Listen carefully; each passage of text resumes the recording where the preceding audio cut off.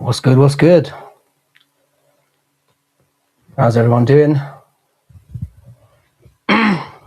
Welcome back to Fight Night Frankies. This is the reaction to UFC 325. We are paneling up this evening. Sorry for the late arrival, but I guess you guys are used to that these days. Hope you're all having a good day. Hope it was a good weekend. Hope you enjoyed the card. We're gonna get into all of that. Shout out to everyone who's already here. Cam is off. Yeah, right. Don't play with me, bro. Don't play with me like that. But how you doing? We're going to start the panel in about 15 minutes or so. I've got a few old guests, a few new guests. We'll see how things go down. Yeah, how you doing? How you doing, big boss? You said you made a lot of money, yeah? Was that as a result of my fantastic picks, or did you go on your own, like the scum that you are? Dude, your FUB audio is coming through. What the F? Hang on a sec. There's nothing wrong with my audio. There's nothing wrong with my audio. Stop talking out of your ass. The camera's definitely not off. How you doing, Paradox? What's good? Oh, Paradox. I should have sent you a message as well. If you DM me on Twitter, I'll send you the link as well. Well, we're gonna get kicked off in about 15 minutes. I just want to warm everybody up. Hang on a sec. There's nothing wrong with the microphone. Can somebody who's not being a complete dick here let me know if the sound is all right? Because there have been issues over the last couple of weeks. Oh, Pornhub. Oh, you see, when you said P-Hub, I didn't know what you were talking about. So I'm glad that I reacted to that in the right way. Giuliano's 10 pull-ups now. Giuliano 10 pull-ups. I reckon Giuliano could do 10 pull-ups. 10 pull-ups isn't that hard. Let's be serious. If you can't do that, you're a small child and you're an embarrassment. So sort your life out. Cornhub playing. I don't watch Cornhub. I like to do the real thing. So back down. Yeah, you know who you're dealing with. Anyway, what's up? I'll do 10 pull-ups on camera. Yeah, if you could do that live on my stream, that would be fantastic. How you doing, Ortiz? What's good, man? It's been a while since I've seen you in here. How you doing, brother? Welcome back. Bro's got Piper Perry video. I don't even know who that is. I don't know who Piper Perry is. Great name, though. You've done it many times. Yeah, this should be light work. But you saying I've done it many times makes you sound like you're not entirely confident, to be fair. I reckon I could do 20. Having not done them for a little while. I reckon I could do 20. Really pushing it. But yeah, I'm just gonna warm the people up first, whatever that amounts to. And then, like I said, we're gonna panel up. We've got MMA Now 27 at some point. We've got Giuliano, Combat Casuals jumping on. Brutally, unfortunately, couldn't make it. And hopefully Paradox to Chad will be jumping on. Giuliano, if you can send the link to Paradox to Chad as well. I bet I beat you in a pull-up contest. No, you won't. You won't. Let's not start. Let's not start with that. I'm starting to think that this light behind me might be a little bit too bright. Just do them in honor of Volk, Gio. I didn't realize that Gio had picked I can't even remember his name. That's how irrelevant he is now. Diego Lopez. So many people were picking Diego. I did very well on this card, and I can't wait to get into that. I'm hoping that S-Dogs turned up as well, because he was very high on a certain individual and was very wrong as well. So I hope he pulls up and gets a good slap from your boy, because he deserves it. A lot of people deserve it, in fact. I'm not coming with receipts, but if you know, you know. If you know, you know. I made some very tough calls on this card, and I got pretty much all of them right. I'm not Pib, I'm not Google searching anything you send me, because you are disgusting. And that's saying a lot in a community like this. The fact that you take the title was probably the most degenerate and the most scummy. is very, very telling, mate. Anything you post, I just take with a pinch of salt and ignore. It goes in one ear, out the other. Or in your case, up one dick hole, out the bum hole. Because you are scum. You also went casual on the first 3 fights. That was said in confidence, mate. You got to stop sharing DMs. But all jokes aside, I didn't know who any of those people were. None of them. I don't watch Road to UFC. And you pretending that you did is very, very funny to me. Now, you might have done the research, so fair play to you. But I was certainly not going back and watching that horrible shit. So you can call me a casual if you. In fact, I've never even said I'm a hardcore. I've never said that. But I have been watching MMA for many years. I do have an opinion. Sometimes it's a very stupid opinion, but it's an opinion nonetheless. How are you, Frankie? Long time no see. Hey, Musa, it's been a while since I've seen you in here. How you doing, brother? Everything is well. I had a very, very, very chilled weekend, mostly. Got a little bit of work done. Usual stuff.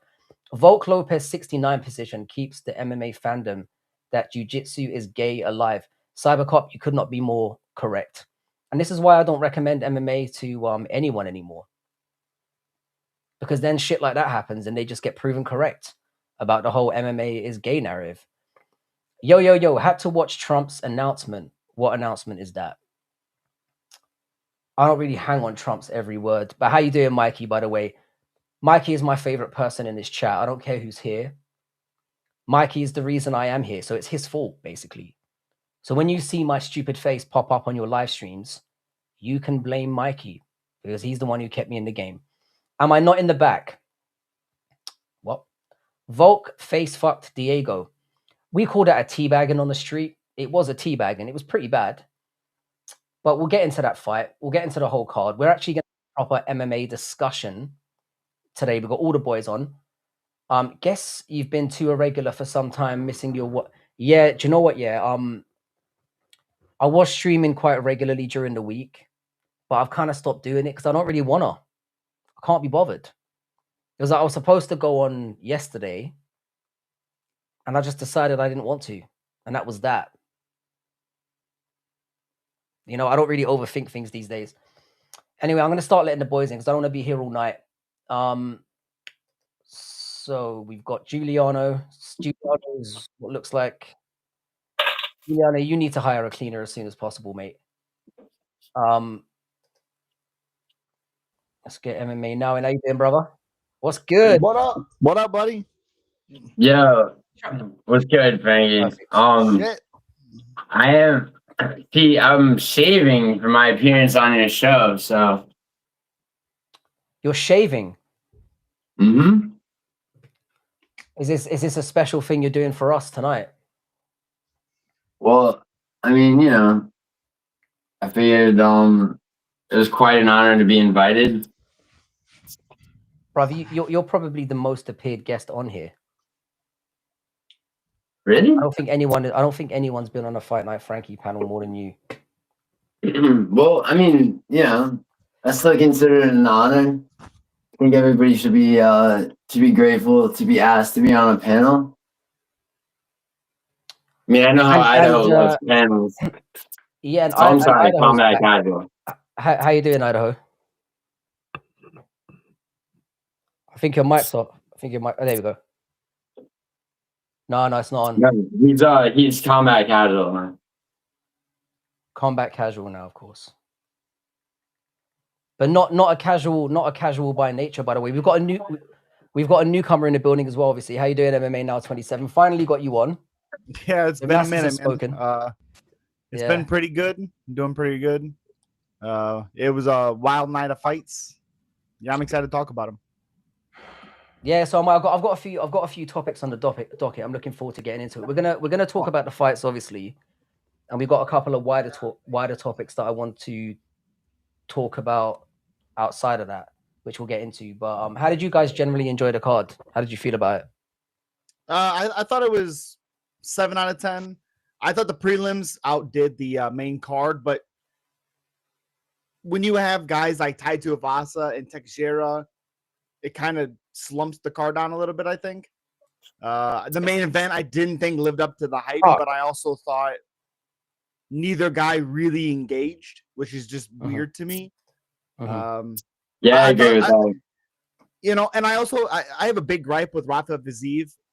Even if I picked Rafi to win and all this stuff, I think when you have a guy like Viziev who's consistently cutting the cage down or cutting the cage off of Rafi, but then he does nothing, he just takes pictures. You can only do that for so long. So you do this great work, cutting the cage off, stalking him down, and then you stand in front of him. You're only going to get away with that for so long, and then he gets caught. So he does all this great shit just to get caught. What are you doing? I don't understand it. But yeah, it was a baffling performance, and we'll kind of get into talking to him about him specifically. What Casual, what did you think about it? How did you enjoy the card?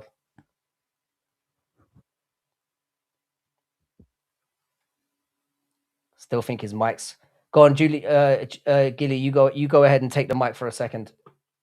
All right. I mean, the card overall was I mean, yeah, 7 out of 10 is pretty accurate. By the way, what's up, dude? How you doing, bro? MMA now, right? what's up? How you doing? Yeah, I've heard a lot about you actually. It's good to finally meet. So I thought, I mean, dude, it was just like it was an inconsistent card, I'll say. I mean, you had a couple of great fights, to be honest. Yeah. I thought, I mean, what you're saying about the main card, I mean, I thought, Sal Killed, it was a given that Sal Killed would perform, very well. I thought that both the co-main and the featured fight were both very good. I did not expect the finish, but I took Mauricio Ruffy, but I did not expect the finish from him. I will say this: the co-main or not co-main, the Dan Hooker fight. I forgot to mention that. What is going on? Like, Dan Hooker's awesome. He may not be a great fighter or whatever, but he's awesome. He hurt Benoit so many times, and then he's like, fuck it, let's shoot a takedown. It's like, dude, you're beating him. You're having moments. What are you doing? And then he loses. It's like, God damn it, Hooker. You draw me in, and then fuck. Dan has that incredible teep kick to the body. His kicks at Dude, range. he hurt him with the first one. With the kick. But yeah, like when he decided I think he landed like 5 in a row that we're looking at. You could see BSD was backing up and he was second guessing. He was suffering. Really he was suffering. Those body kicks like said he was gonna. Yeah. And then he just abandoned it completely. And then do you think like Dan was gonna win that fight heading in? No. I 100% picked BSD to win. He was one of my locks. Yeah. But I thought Hooker was a live dog, which he was. I think anyone who bet on BSD at that, like 2 minutes into the first round, were thinking, "Oh shit, I've screwed up here," because like he's getting hurt. Not really, Frankie. I mean, no. He looked like he was overthinking. He was like, he was clearly hurt, and then he went back to being his old sloppy self. Just abandoning any game plans, which he admitted to himself, and then went in there and sort of just bit the mouthpiece down and got it done in the end. But I think one thing about Dan Hooker is that if you have like just a take him down and wrestle fuck him strategy, I mean the Gamrot fight would exemplify that. Like, he's gonna make it hard. He's gonna, the thing about that though is like you got to mix in like having some power on the feet or like some striking technique, and that's the issue that Gary faced. Like he was like just so wrestle heavy that and Dan Hooker historically has pretty good like anti-grappling, but when you're like really physically strong, like I would say Benoit and Arman Sarukian are, like that's when it creates the problem, right? And you can hang with him on the feet, and if you're Arman, you're dominating him on the feet. I do think it's tricky. Yeah, I do think it's weird because like people were saying that Benoit did better than Arman. It's like that's not true at all. Arman finished him with basically right. Well, and Arman like tenderized the meat for Benoit in this fight. Hooker just fought 2 months ago. But also, like, Yeah. for people that didn't know, like, Benoit could potentially go into a war with Hooker, and it could have went. That was a 50-50 shot, and it was literally on Dan that started the end of the fight, basically. And it's like, Dan, you don't have to be flashy, dude. We want to see you stuff takedowns, be crazy, and just brawl. And he did that, and he's like, let's shoot a takedown. A takedown he's not even good at. The thing is, Dude, he's got a tendency Western to do was this. in my fight companion, like talking about how Hooker was gonna win, No, and no. now he's down on him. No. Well, I think a lot of people are hoping that Dan Hooker would win, and I think a lot of people. I was hoping he would win. I think a lot of people are down on Saint Denis as well. Like a lot of people just have a distaste for the guy. Has anyone told you that you kind of resemble BSD a little bit? Oh yeah, 100 Has that times. ever come up? I've gotten Benoit Saint Denis, Michael Aswell. Michael Aswell is accurate. I'm really ambiguous. What can I say? Yeah. I always say, like, I was never picking, like, Hooker to win. You're not racially ambiguous. I was always like, oh my God, if Hooker could do this, how awesome would it be? Because how can you not root for Hooker? Even if I'm not picking him to win, it's like, man, this guy's fucking awesome. Really?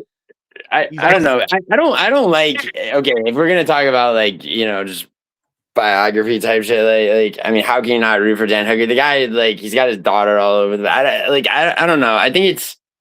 I kind of don't like when fighters. I mean, Michael Chandler with, like, the whole weird shit with his adopted children is, like, probably the worst. But, like, I mean, Dan Hooker, it's like parading his daughter around with his adopted kids. I may not know that. Chandler. Oh, yeah. There's the whole, like, wanting to adopt. It's a whole weird thing where, like, his wife. Why can't he adopt? No, it was a whole thing where it's like his wife had always dreamed of adopting black children. It was just like a poorly worded interview that he did, where he kind of made himself just look like a weirdo. I remember, was it last year or the year before? There was a fight night in February, and they were, like, showing, like, accomplishments of black fighters throughout the sport for Black History Month. And they got fucking Michael Chandler on there for an interview. No. And he's talking about how he adopted black kids. Like, shit like that doesn't help. I don't think the guy should be criticed for fucking adopting children. Okay. But, like, I wasn't saying it was a problem with that. Yeah, no, I wasn't saying that. Okay. But what the hell has he done wrong with this? No, it was never for the adoption stuff. It was just the fact that he specifically wanted to. Yeah, it was his specific. We're not saying don't adopt black children. That was not the point. It was like, if the situation becomes available, but you're turning down white kids and Asian kids and shit. No, I just want the black ones. Oh my God. Do you know what I mean? That was the point. Yeah.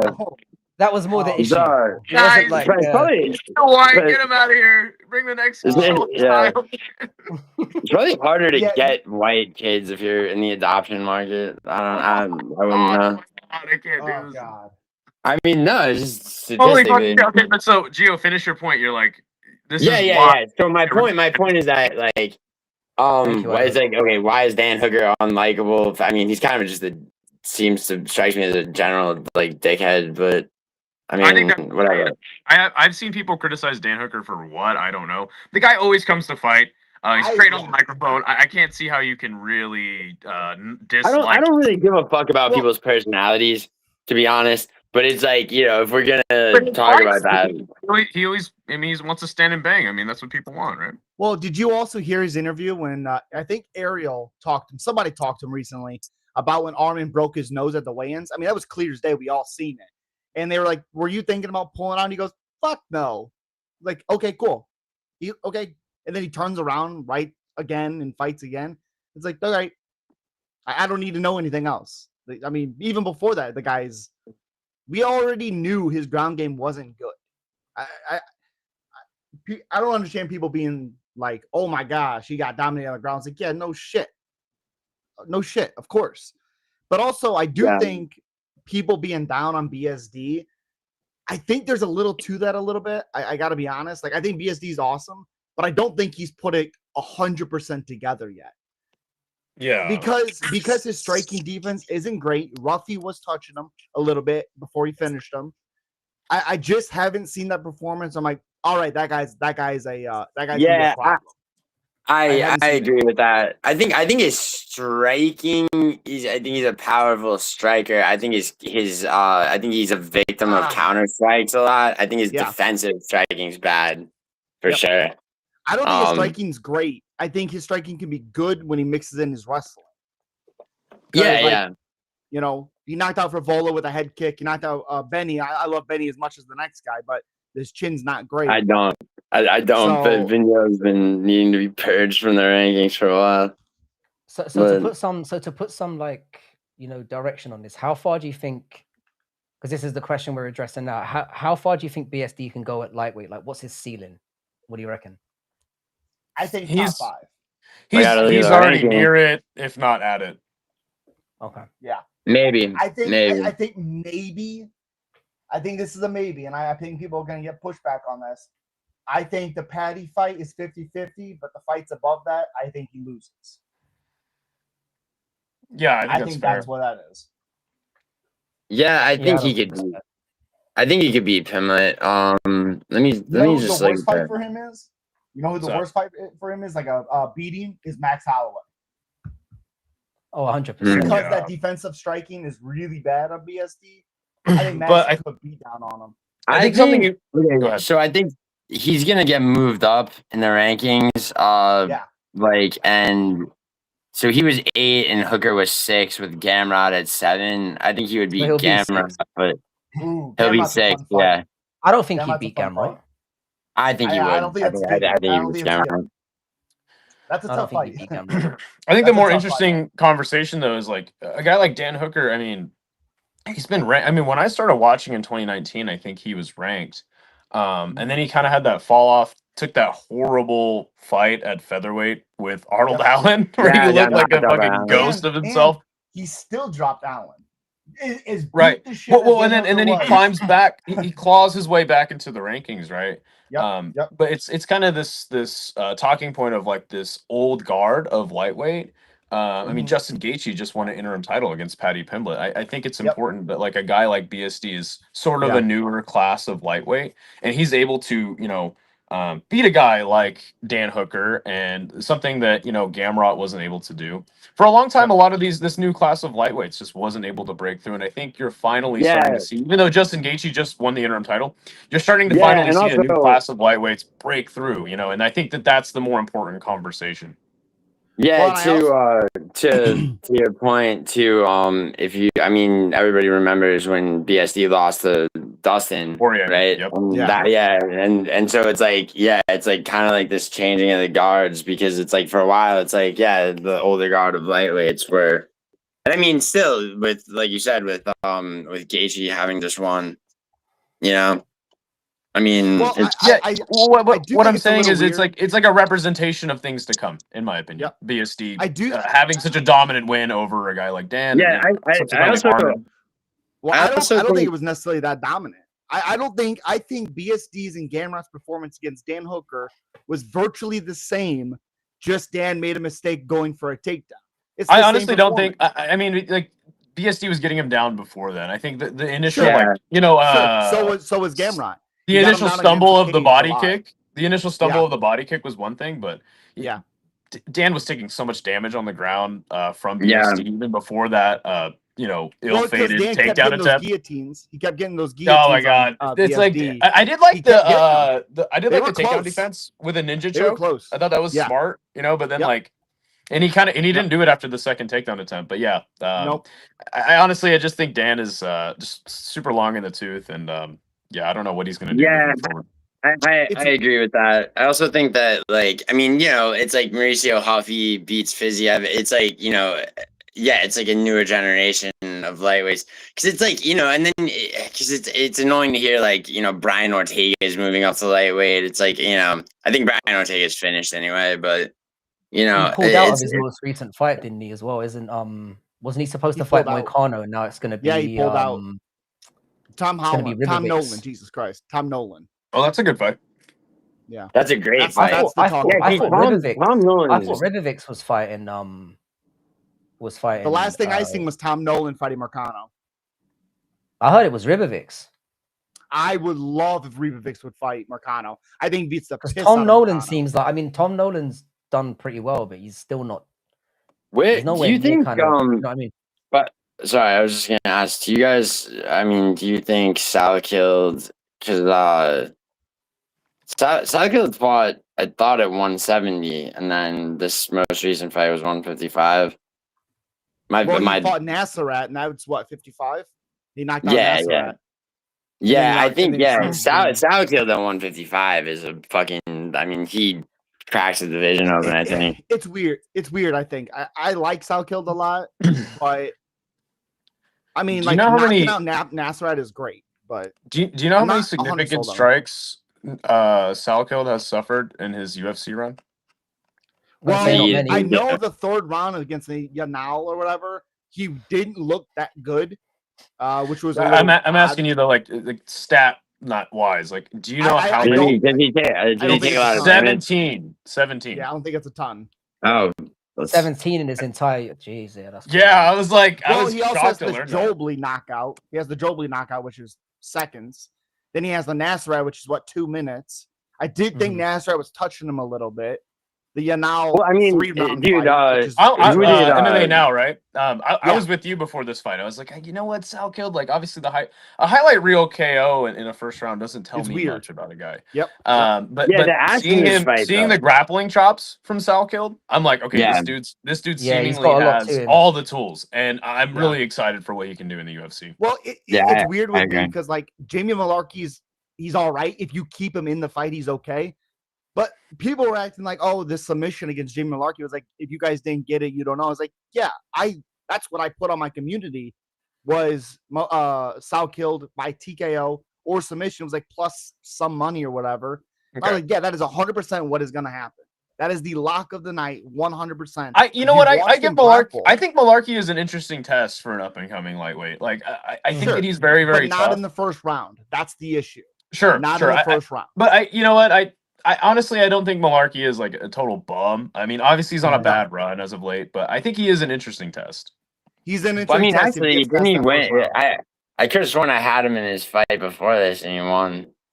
I mean, he beat Bendoya. He beat Bendoya, who's Bedoya. I thought beat Chaos Williams. I had him beating Chaos Williams in that matchup.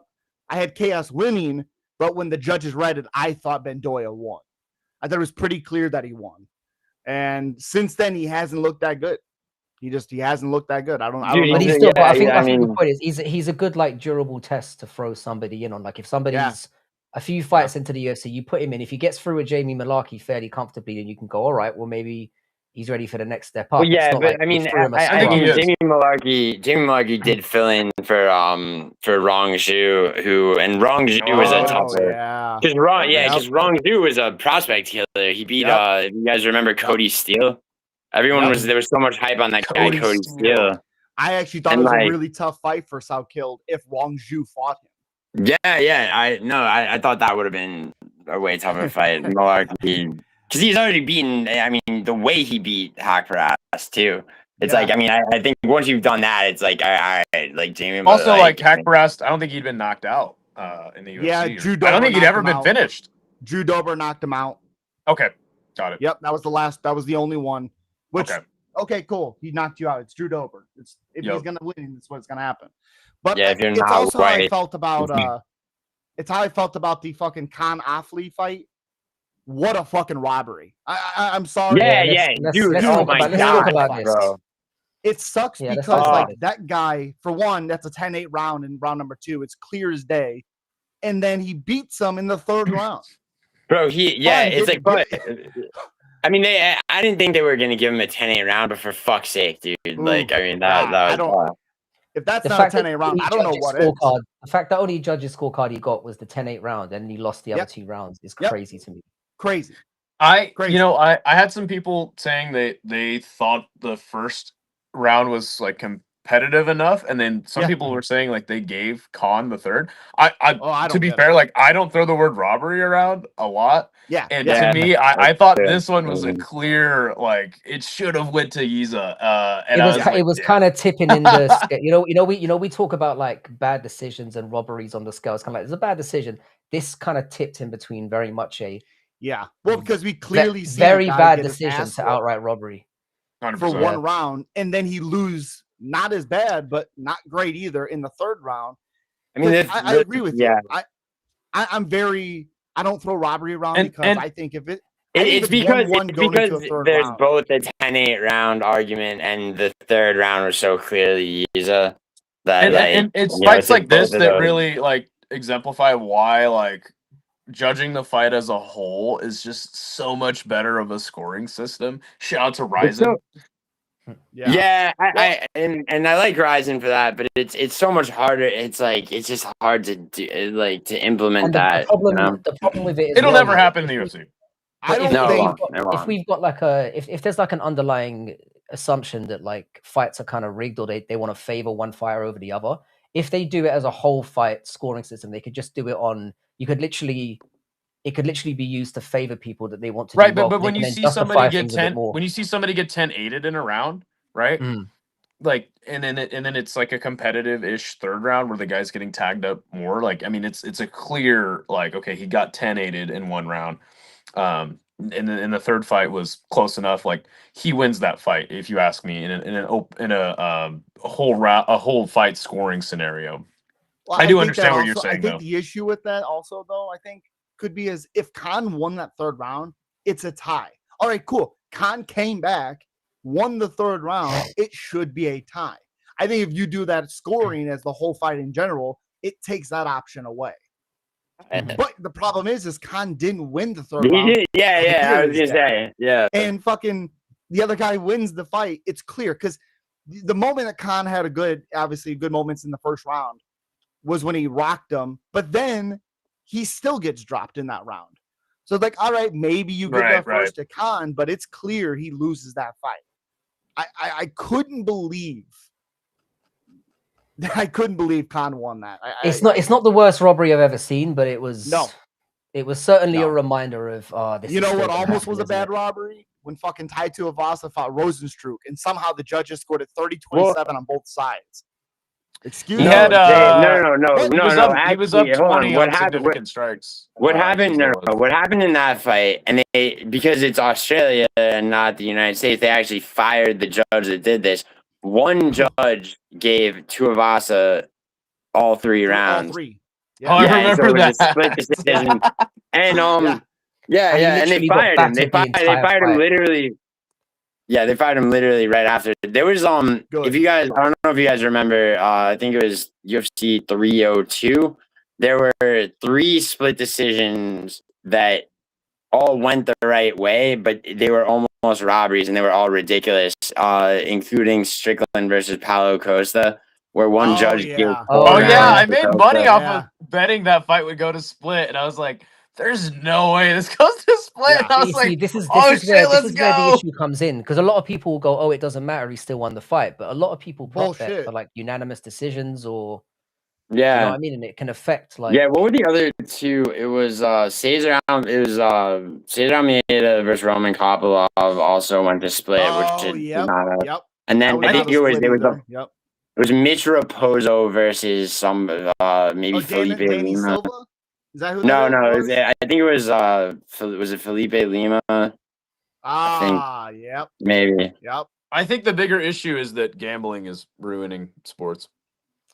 I think that's a very good point. I think that the level to which, I mean, one thing I've noticed is that so now you got Gianni, the fucking he's using hair dye. Dude, he fucked so many people. When Gaethje fought Pimblett, he put on the screen plus 200 Paddy Pimblett to win. Bro, I was like, hold on a second, Paddy is not an underdog. What are we doing here?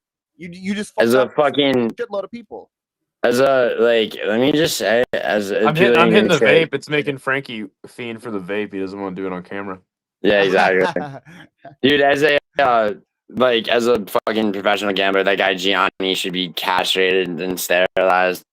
Like seriously, Yeah, they need Giuliano instead of Gianni on the Yeah, no, I don't no, understand. no. I I would don't love think to that they see that. should. I don't think Fag they in should hand, like fucking just advertise gambling Gianni like has that. way better teeth than you, though. I mean, I got to get this fixed tomorrow, but he won't for long. There you go. There you go. That's the plan. That's the play right there, bro. You guys see the Kichiro Nakamura fucking knee Gianni has knockout? It nothing was better. beautiful. He was Vicious. going to Gianni throw has a head nothing kick, better than and me. the Have you guy seen his ducked right into it. prune? It was beautiful. I'm sorry. Just Beautiful. another. Just go to like for anyone. Go to Gianni the Greek's Instagram and look at his like prune faced mail order wife. The Yeah, fucking. no. I assumed his wife would be like 60, but with like chemicaled up and with like massive. Fake No, tits she's and like, stuff like that. bro. She's like, she looks. She's like hideous with plastic surgery, just like him. This is why I Like assumed. This she is has why like I one of assumed those. She has like the it 48-year-old tit job where it's all like forced up in together, so it looks good with clothes on. Fucking Yeah, that's what I like, I assumed. fucking hate that guy. Like I owe money to the mafia. I'm missing every other finger on both hands. Fucking piece of shit. What the world? Wait, do that one more time. That was pretty good. Rape my wife, please. Don't take my furniture. It's rented. Jesus. Rape her. I don't even love her. Oh my god. Fucking fuck Gianni. Fuck Gianni. Fuck Gianni. Fuck Gianni's mother. Oh, let's Jesus, see. I didn't realize you hated the guy that much. I mean, he is. Dude, he is he's a fucking Not dude. a He fan. represents everything Frankie. He represents everything I stand against. Like Yo, seriously, he's got a look at this guy. He's got a tan. He's using hair dye now. I mean, come on, dude. bro. Dude, please show a picture of him. He definitely needs a hair Trying to transplant. find his That wife. shit is off. He's got a hair system. There's no picture of his He's wife spray on his tan. Instagram. On his I don't Instagram, even know what his did he wife delete? looks like. Dude, because someone showed Wait, me why are his you Instagram a looking long at? time Why are ago. you? Oh, right. I was gonna say, why are you trolling this guy's Instagram for? Someone, that was dude, my so first people send me this shit all the time because I hate the guy. The guy used to be relegated to the contender series only, and now he's allowed on actual fucking UFC cards, like to shill terrible gambling advice. UFC and gambling. draft. Whenever he makes a prediction, I immediately cash out. If he picks somebody that I pick. Dude, Frankie, I His used to cousins just milk us. dude, I used to me and my 4 friends we used to watch the contender series, and my one friend would go for his phone anytime the guy would have like a 3-leg part, and I'm like, nah, dude, like let me tail this fucking retard's bets, and they would never hit. Yeah, whenever I would tune into contender series, he always like, well, we lost plus 400 last week, but this week we're gonna bounce back. But don't you think that's like the point, though? They're like hiring this guy so that people fucking lose money. That's exactly the point. 100%. That's what he's there for. That's exactly the Yeah. The slippery. I mean, he's there he's for the interactions. That's it. He's there for the odds makers' benefit too, even though they don't care if you win or lose because it just encourages more people to remind gamble. people you should be gambling now. Yeah, no, for sure. Subsection. It doesn't matter what he says. DraftKings has like the reason that DraftKings is just clearly the most corrupt gambling site is that they're a publicly traded company, but they're it's like they're supposed to be a casino, so it's like how do they guarantee shareholders like earnings per share and shit? It's because the drop is set so effectively because they have a stranglehold on the UFC. It's fucking it's very corrupt. Let's talk about your favorite fighter of all time getting the dub. The one thing I wanted to ask about, actually, we'll get to the favorite fighters thing in a second. Now Volk and Lopez got performance of the night. Volk and Osten, odd, and they split 100K. This kind of raises like the further issue of like what the fighter pay structure is like now with the bonuses and all that kind of. I mean, I think obviously the finishing bonuses are great and everything. But it kind of highlights the same problem that we've got in the fights that are obviously highlighted and have the bigger placement on the card tend to get favored. Because I remember there was stats out there that said it's always been that way. It's not any different now. Yeah, it's not any different. But it just kind of highlights to me that like we do. I don't think there's ever been a first fight of the night that's ever a first fight on a card that's got fight of the night before. It's rare. It's rare. I think that you do a finish bonus. It's better. There's no argument that it's better, but like it's a little bit better. It's not much better, But it is better. You know, with a 100K bonus is always going to go to the more favored fighters, and it always has. The performance bonus generally has. I mean, it was Um, hands. It was but objectively like, no way to fight of the night. You know I who didn't got? think You it know was who fight night at got? all. no, yeah, got the I performance understand. bonus? You know who got one in his debut? My boy Loke Dog Can you like get fighting your Mario Batista face like next a week. little farther back from the Thank you. Yeah, Bring your that's face closer.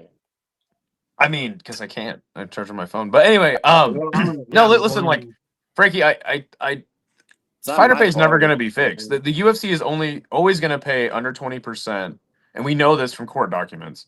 They're always going to pay under 20% of the profits to fighters. Fighters are never going to unionize. They're never going to get a players union. Yeah. They're too. I hate to say it. You know, I have a lot of respect for people who get in the cage, but they're just too dumb to organize and strategize around Yeah. increasing their pay. Well, So one. like, something that I don't want to do is sit up on YouTube and fucking talk fighter pay, fighter pay, fighter pay. It's never going to be fixed. Yeah, it won't. Well, I I don't. agree. I'm not crazy. Like my example or not example, my opinion on fighter pay, and it's short and quick. If you want more money, fight more. The people that complain fight once or twice a year. The people that are taking short notice fights, the people that are consistently fighting more than twice a year, they are not the ones complaining about fighter pay. The people that are fighting once or twice a year are complaining about fighter pay.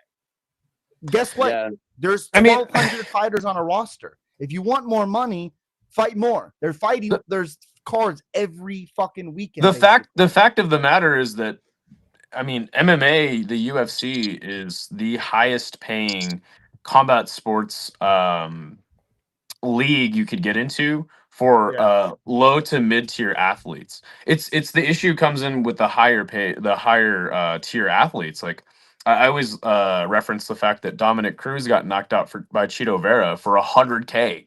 You're like, former champion Dominic Cruz made 100 grand to get his nose broken by Chito Vera. And then that's where the issue comes in. Like, those guys should be making, they should be millionaires. I mean, Justin Gaethje said before UFC 324 that like his bonuses don't add up to $1 million, and yeah, he should be, but at the same time, it's like they're too stupid to get more pay. And I don't know if it's like a Stockholm syndrome type of thing. Yeah. But it's just something that'll never Well, I happen. And think- you got shills like Daniel Cormier talking about fighter pay. He's like, "Oh, the UFC's always done me right." It's like, dude, you are a rare case out of many that have been treated I don't think it's well. as rare as people seem to think it is. Like, yeah, Gaethje, sure, maybe should have made more money.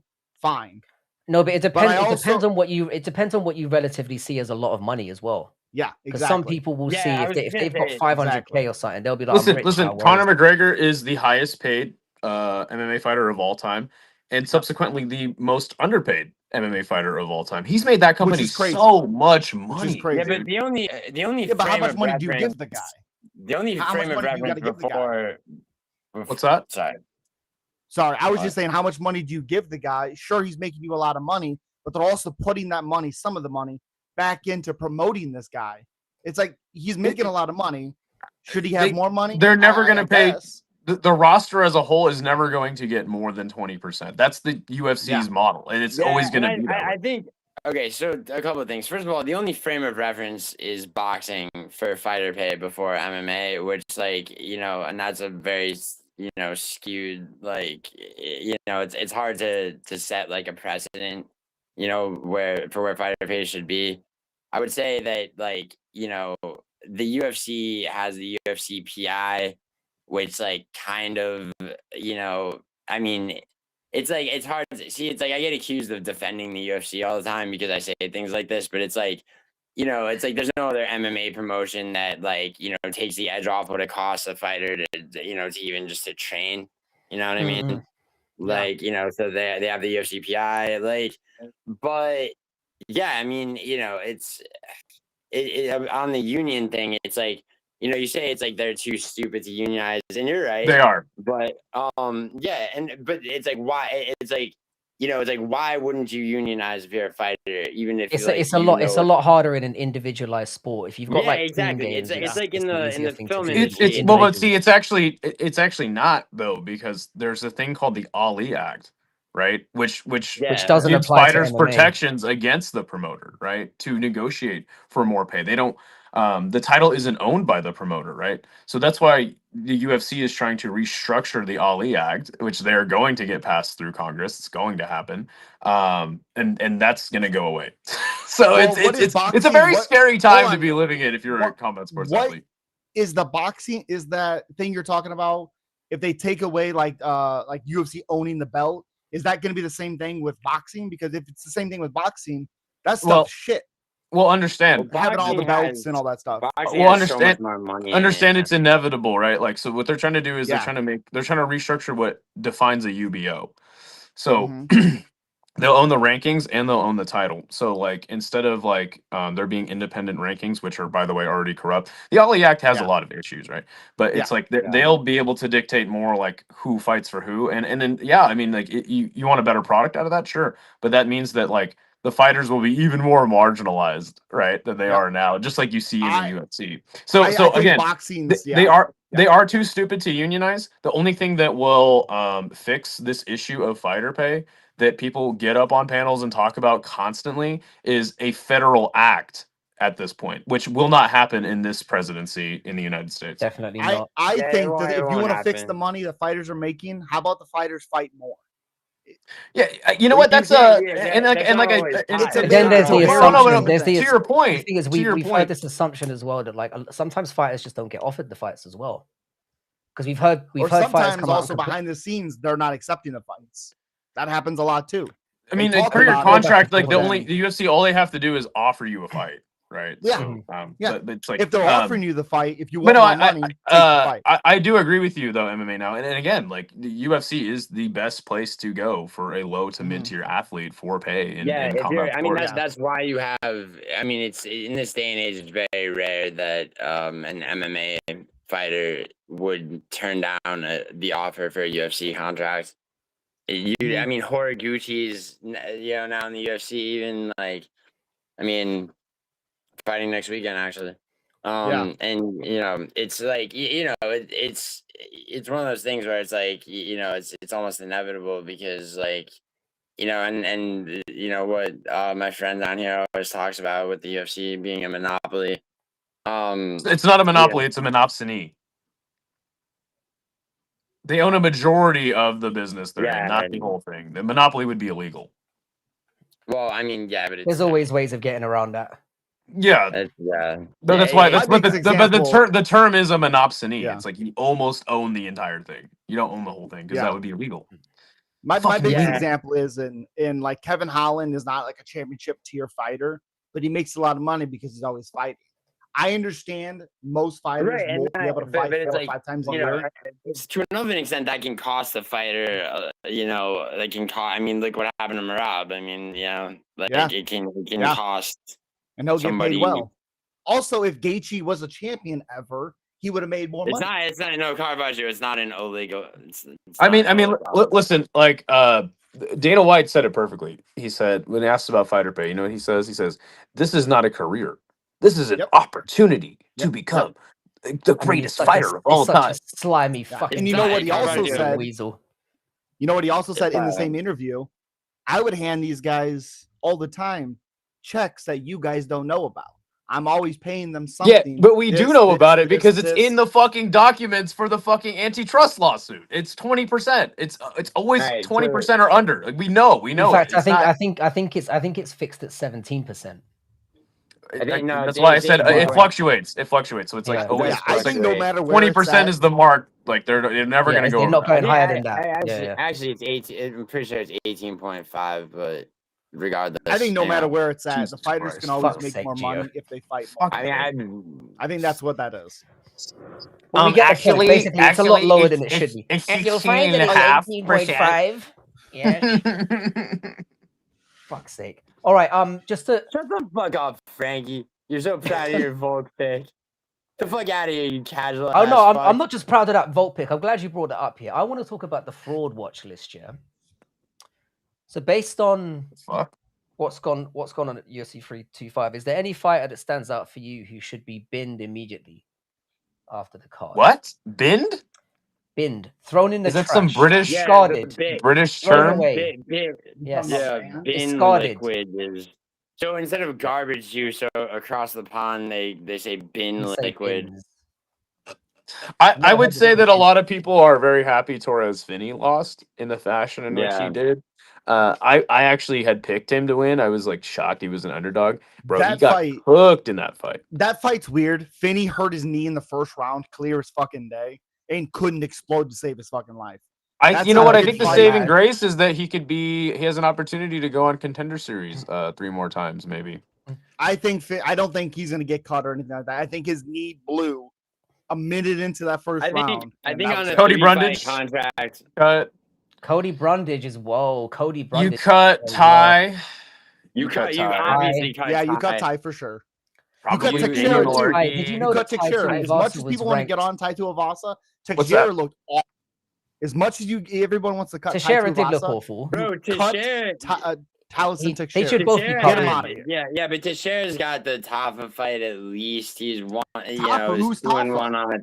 Who's Tafa? That's like fight. That's Tafa, like there's there's a- Tafa. When I brought this hear question you, up I hear here, you, do you but- know what? Yeah, there's like Who's 5 Tafa? or 6 people on this list who should be.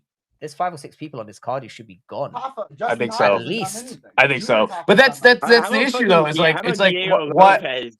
Let me ask you a question. Like, why do you think they should be gone?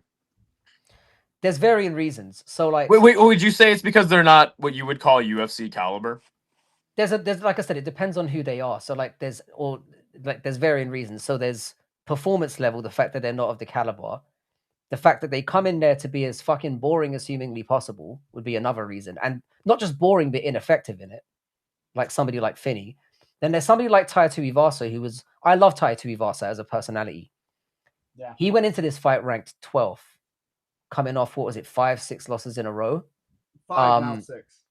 Now it's 6, which is Now it's crazy. Good Yeah, opponents besides. I mean, I think good. if they cut Rosenstrike after beating him, What it's is up with like Gio's camera angle? It's just like, I just put my camera on the shelf for a second. I actually don't mind this. This is better than normal. This is better than the brain shot that we get sometimes. I like this. This is good. Now listen, like I think that I think the point of like they're boring, you see them as boring is more justified in today's current No, but UFC. I can take boring if it's effective. But boring Right, and okay, ineffective. okay. But I think that to your point, like that's more justified for being cut in today's UFC. I think that UFC caliber is a wide term because like they're signing guys that are clearly not that good, just fucking cuz, you know. I think the heavyweight division itself is not in a good place because there's not a lot of heavyweight fighters. That's why Ty is still ranked. Right. That's why somehow Teixeira is there. If there's more fighters and more depth in that division, those fighters are not ranked anymore. I liked what the UFC started to do where they had this like kind of like like heavyweight tournament where they'd have they debuted Hockett and they debuted Freeman and then they had them fight each other. Right. It's like, I mean, you got you have a couple of people, Mario Pinto, Josh Hockett, that are like somewhat promising. Taliesin Teixeira was supposed to be one of those guys. I mean, watched him even in his Contender Series fight, he didn't look that good then. You know what, man? I kind of liked Taliesin's performance. I'm not gonna lie, because him like going to the ground, like I saw some new wrinkles from him that I hadn't seen yet, and I was like, I likened it to Jelton Almeida with the boring grappling style. I was like, dude, wait a second, like this guy can lay on somebody. That's Tai important. Tuivasa, there's no resistance. That's true. So again, that's a good point. It doesn't. That's prove actually a to me great point. It's Tai Tuivasa, and also Ty kept getting on of stuff and kept getting back up. So it's like I don't know how to rate this performance. I thought he was supposed to be some good striker. He didn't look good. Had a lot of people bitch and complain about his Derek Lewis stoppage. You can't grab the goddamn cage to use as defense. I mean, you can't do that. Sorry. You got to do more. Sure. You know? Yeah, I think, I mean, like I said, he's 2-1 on a 3-fight contract. You got to see how he does in his next fight. Is he 2-1? Yeah, Oh, he yeah, is 2-1. My he God. beat Tapa and Tuivasa, but Oh, God. and I mean, dude, he's 26 years old. I mean, there's room for improvement. young. There's room for think you caught him. improvement, but what did he look different than the Derek Lewis or the Justin Tafa fight or the Contender Series fight? Well, I mean, he grappled. Didn't see him too many. He grappled. Well, he somewhat grappled against a guy that can't defend a fucking. I think that's Yeah. important, though. I mean, I don't know, I mean, man. Like, I mean, I Tuivasa don't know if you cut. I don't know if you cut Tollison yet. Nah, No, you I don't was just cut. joking, cutting Taliesin just because he's been so hyped up. I don't think you cut him, especially because of the heavyweight division. I think you could have some fun fights with him, like against Josh, Hyped up- against Mario Pinto. There's some fun fights out there for him, but Hyped up by who? Yeah. all of my streams, I keep hearing, "Oh, Okay. Tai Tuivasa's bad. Taliesin's going to destroy him." It's like, no, he's not. No, he's not. Destroy is Well, ridiculous. You're telling me the guy that I had picked him to I get a don't think first round people tell knockout. me- To be fair, okay, fair enough. I didn't think so because the guys that have been able to finish Tai have been really good fighters. Yeah, At some Pavlovich, points, Tybura, Sirogan. Yeah. If Taliesin got a finish on Tai on the ground, I'd be like, all right, people do that. I still need to see more yeah, because his striking didn't look that good. Taliesin's didn't. yeah. I thought Tai actually. This in the was a third straight. round, This was a straight slop fest. it's exactly what it was. Because like sometimes I think, they can be Josh- fun. Sometimes they can I be think fun. You know, Josh watching would have two beat people up just Taliesin. Listen. Heavyweight fights should only be one round. You know what I'm Yeah. saying? Why are they 3 to 5 rounds? There should only be one fucking round. Yep. You should 'Cause, do like, I a think 10 Josh, 10 Pac minutes did whatever, like a I think he would've done jiu-jitsu well. match. Yeah. You know what? I was just watching Shane Carwin highlights before we went on this Oh panel. my God. And I was like, dude, what? Remember when like heavyweight was like awesome? One of the coolest things I remember hearing in an interview with Shane Carwin was that he was injured badly going into that Frank Mir fight. And that's why that first round, when he clinched him, he was like, fuck it, I'm going to go for it, and finished him. I was like, that's crazy. He's injured in that fight? What the? That was such a late stoppage, dude. Fuck, that was yeah. so... Oh, yeah. Especially remember- Frank, because there was a long time there where Frank couldn't take a big punch. So it's like, why are we waiting to stop this when we know Frank can't take a big punch? It's not like he's some durable guy that can come back like a Frankie back then. Even like Cormier when he was heavyweight champion, like him versus Derek Lewis, like that, dude. That's a great fight. You say that's a great fight? Yeah, I like that fight. All right. Okay. All right. You know what? One of my favorite stupid fights of all time is Adesanya Romero. When I say I like it, dude, I'm like, it's a good. I just enjoy it. I'm not saying that, I would have enjoyed it more if Cormier would have stood with Lewis a little bit, because of course if he takes it down, he's gonna beat him. I mean, block money. I don't want to see Lewis scrambling for his life. Sometimes I like stupid ass fights though. Yeah. Sure. That's what did you say one of your favorite fights was? Adesanya Romero. Watching that fight live, I loved it. It's not a fight that I go back it was to. awesome. It was so stupid. There was so much. Oh my god.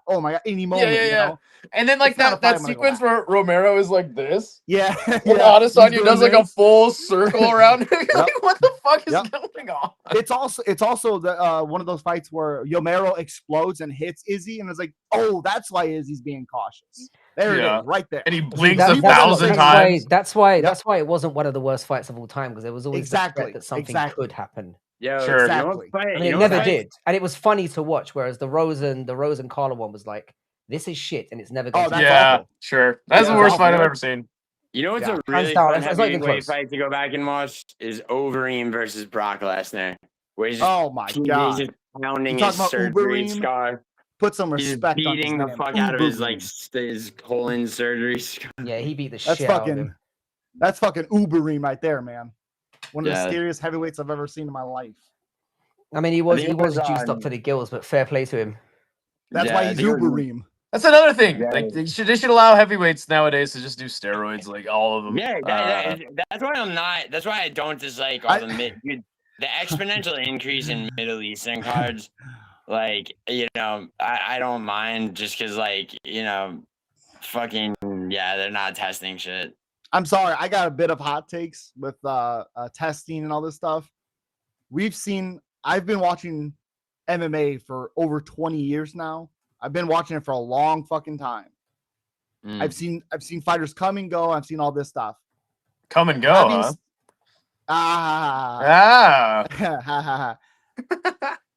You fucking got me lost. Sorry. It's all right. People act like if you take steroids, you are going to win. We've seen a lot of fighters leave the roster, come back to the roster, leave all these things. Steroids do not win you fights. Otherwise, Hamdi would be a fucking world champion or higher than he is. Fucking Muhammad Usman. Yeah, I was gonna say Muhammad Usman would be there. Eric Silva would be a world champion. Yeah, it's like Muhammad Usman getting popped for steroids. I'm like, what the fuck? Like, I don't give a one shit if fighters take steroids not being on because steroids. It doesn't mean you'll be a world champion. It doesn't make you invincible.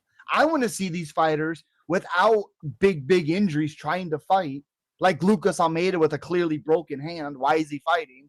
I want to see these guys perfectly ready to go. They don't have to be perfect. I get that. I'm just saying, that argument with like PEDs and all this stuff, it's like, okay, well, it doesn't make you great. You still have to be able to fight. You still have to be able to take a punch. You still have to have decent cardio. How many times have we seen fighters? Oh, they popped. Okay, Mighty Mouse and Ali Bugatinov, whatever his damn name is, he was on EPO and all these things, and Mighty Mouse beat the shit out of him for 5 rounds. Like, all right, well, EPO didn't help him there. So that's not the end-all, be-all thing for me. Bit of a hot take, but I don't know. I just want to see him on steroids. I think it'd just make it more fun. Yeah. Also, like if you're like you have great IQ, but like you can't get your body, like you're not the most athletic, that stuff might help you. And you should be allowed to do it. Matua, he just said he loved steroids. Yeah, my boy Matua in chat, he was frail as fuck, but then he started the trend and like, dude's looking swole. 5'10", 220, Well, I don't know if necessarily heavyweights got good prospects because like Mario Pinto got dropped by Austin Lane, and Austin Lane is okay. Can I break that fight down really quick? That's a weird. I swear to God, that fight was like a Dragon Ball Z episode. Like Mario Pinto just let Austin Lane like do everything he could without even defending in the first round. He's like, just as I thought, you're nothing. then he KOs Austin Lane with a big overhand right. And it's like, where the fuck did that come from? What it was like, you know what it was? It was like it was like a heavyweight version of Trevin Giles versus Carlos Prates. Like where Trevin Giles technically won that first round. But he did. He was winning until he got slept. I mean, that's what was happening. Trevin Giles was winning until he got caught. And it's like, but it's like he was never going to win is my point. Yeah, it's the same 100%. thing with Pinto and Lane. Yeah, like 100%. Yeah. Yo, by the way, about Austin Lane, have you seen the UFC actually wants him dead, bro? They're making him cut down to light heavyweight to fight Ivo Baranowski. He asked to go to light heavyweight. Yeah. He asked. Hold on. Sorry, Frankie, I don't mean to like keep addressing Chad's the last time I'm gonna do it, but YouTube and Relax 10.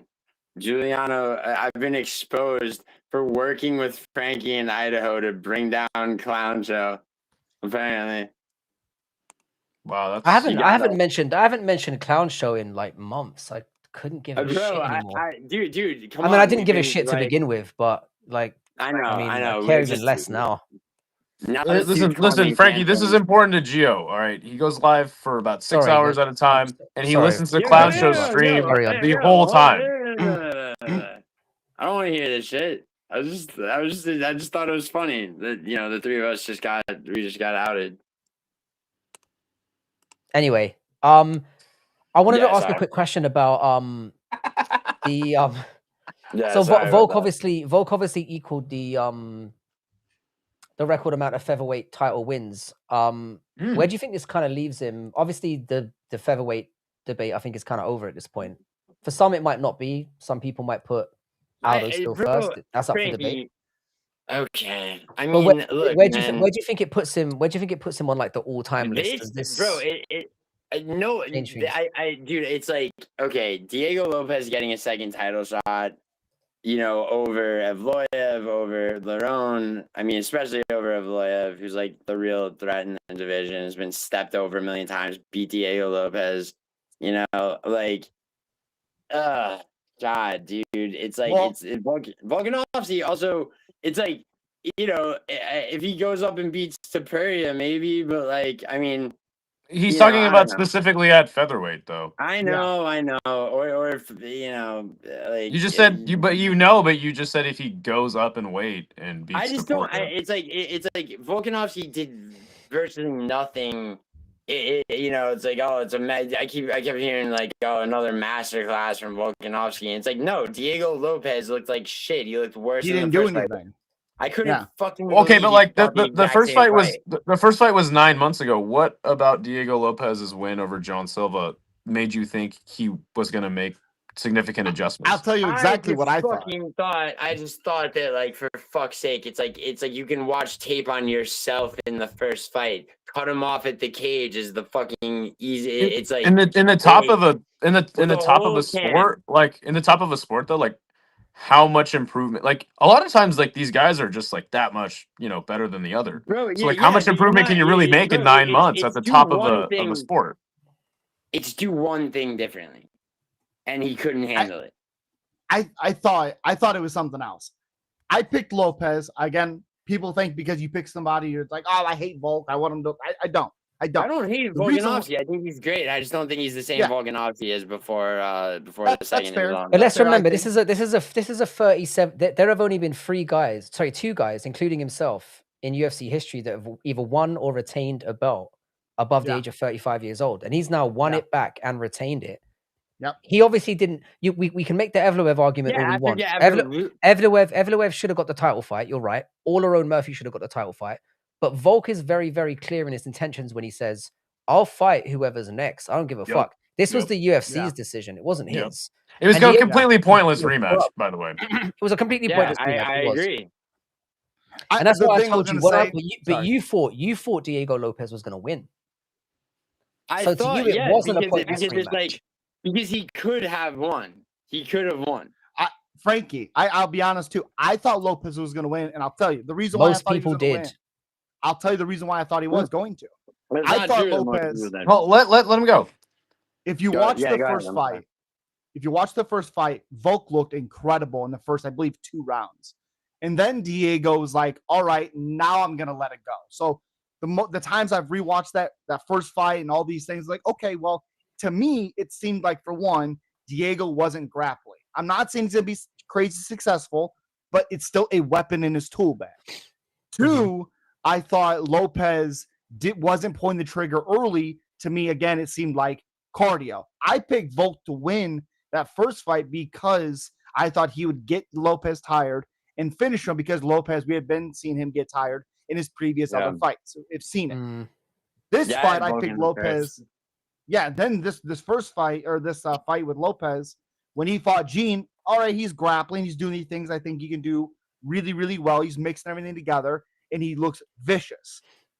All right, then he fights Volk, and I'm like, okay, well, he's going to put the pressure on him. He's going to be a little bit more well-rounded, and he's going to let his hands go earlier. Well, the problem is Lopez put the pressure on him, but he didn't do anything. But you know what? I disagree. One second, Gio. Yeah, what I attest that to, is obviously we all have our views as people who watch the sport. But unless you're really in there, it's like when Paddy fought Gaethje. Everyone's saying, "Why the fuck didn't he take him down?" If he felt like he knew when he was in there, I'm probably wasting my time here. I can't take this either. Felt the strength, and it's a very similar thing with Volkanovski. When you saw him fight Diego the first time, and the reason why I thought he'd beat him the second time is you could clearly see that Diego had the utmost respect for what was coming back. That's exactly what Volk was doing.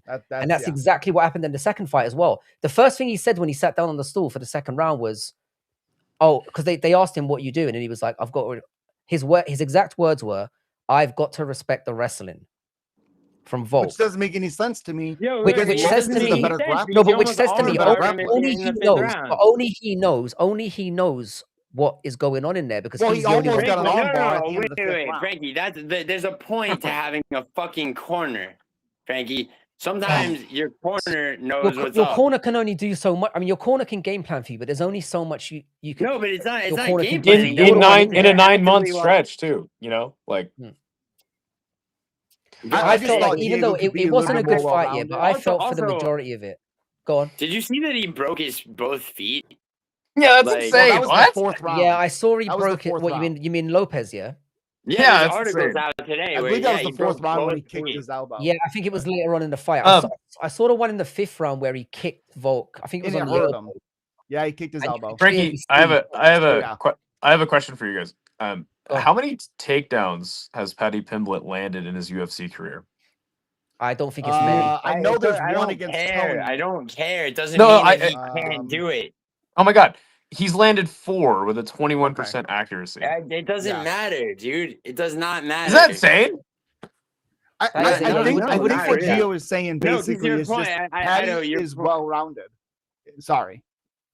No, I'm go ahead. sorry. man. No, I just thought that was an interesting tidbit. But no, I was just I was just getting saying back to also Diego just- Lopez, like I didn't know what the game plan was in this fight, like because it seemed Yeah. like he, Cut him off. like watching it live, I was like, does he want to draw Volk into something? Does he think like, because his pressure wasn't there as much as in the the first. pressure was never there, and that was the thing. It's like he needed to cut him off. He needed to stop letting him circle, and you know, and you need to take the chance. There was no way Volkanovski was going to knock him out. You know, I thought it was the same thing with the Viziev. Bro, Volk was the one down to scrap. Like Diego Lopez wasn't trying to get in the pocket. Like Volkanovski was the one I agree initiating with a lot of this the all, invasions. That's the problem. And Volk It's like stunned, if Diego Volk Lopez stunned him a had couple of taken him times. Just up on because he's that- not going to flatline him doesn't mean he can't hurt him. Right. And I think Lopez was clearly getting hurt. It's like if you're Diego He Lopez, got hurt in the you first take fight, that- and he got hurt in moments in this one. He was outclassed. Well, Gio, hold on, one second. Gio, you look incredibly frustrated right now. Is there something you want to get off your chest? Yeah. Go ahead. Diego Lopez is fucking retarded, bro. He should have been down. Like you said, Volk is down to scrap. If I'm Diego Lopez, I'm going. It's like, all right, bet. And Well, how does that make you feel, Gio? It makes me feel like I've been watching the wrong sport, and that you've been right the whole time, and that kickboxing is superior to MMA.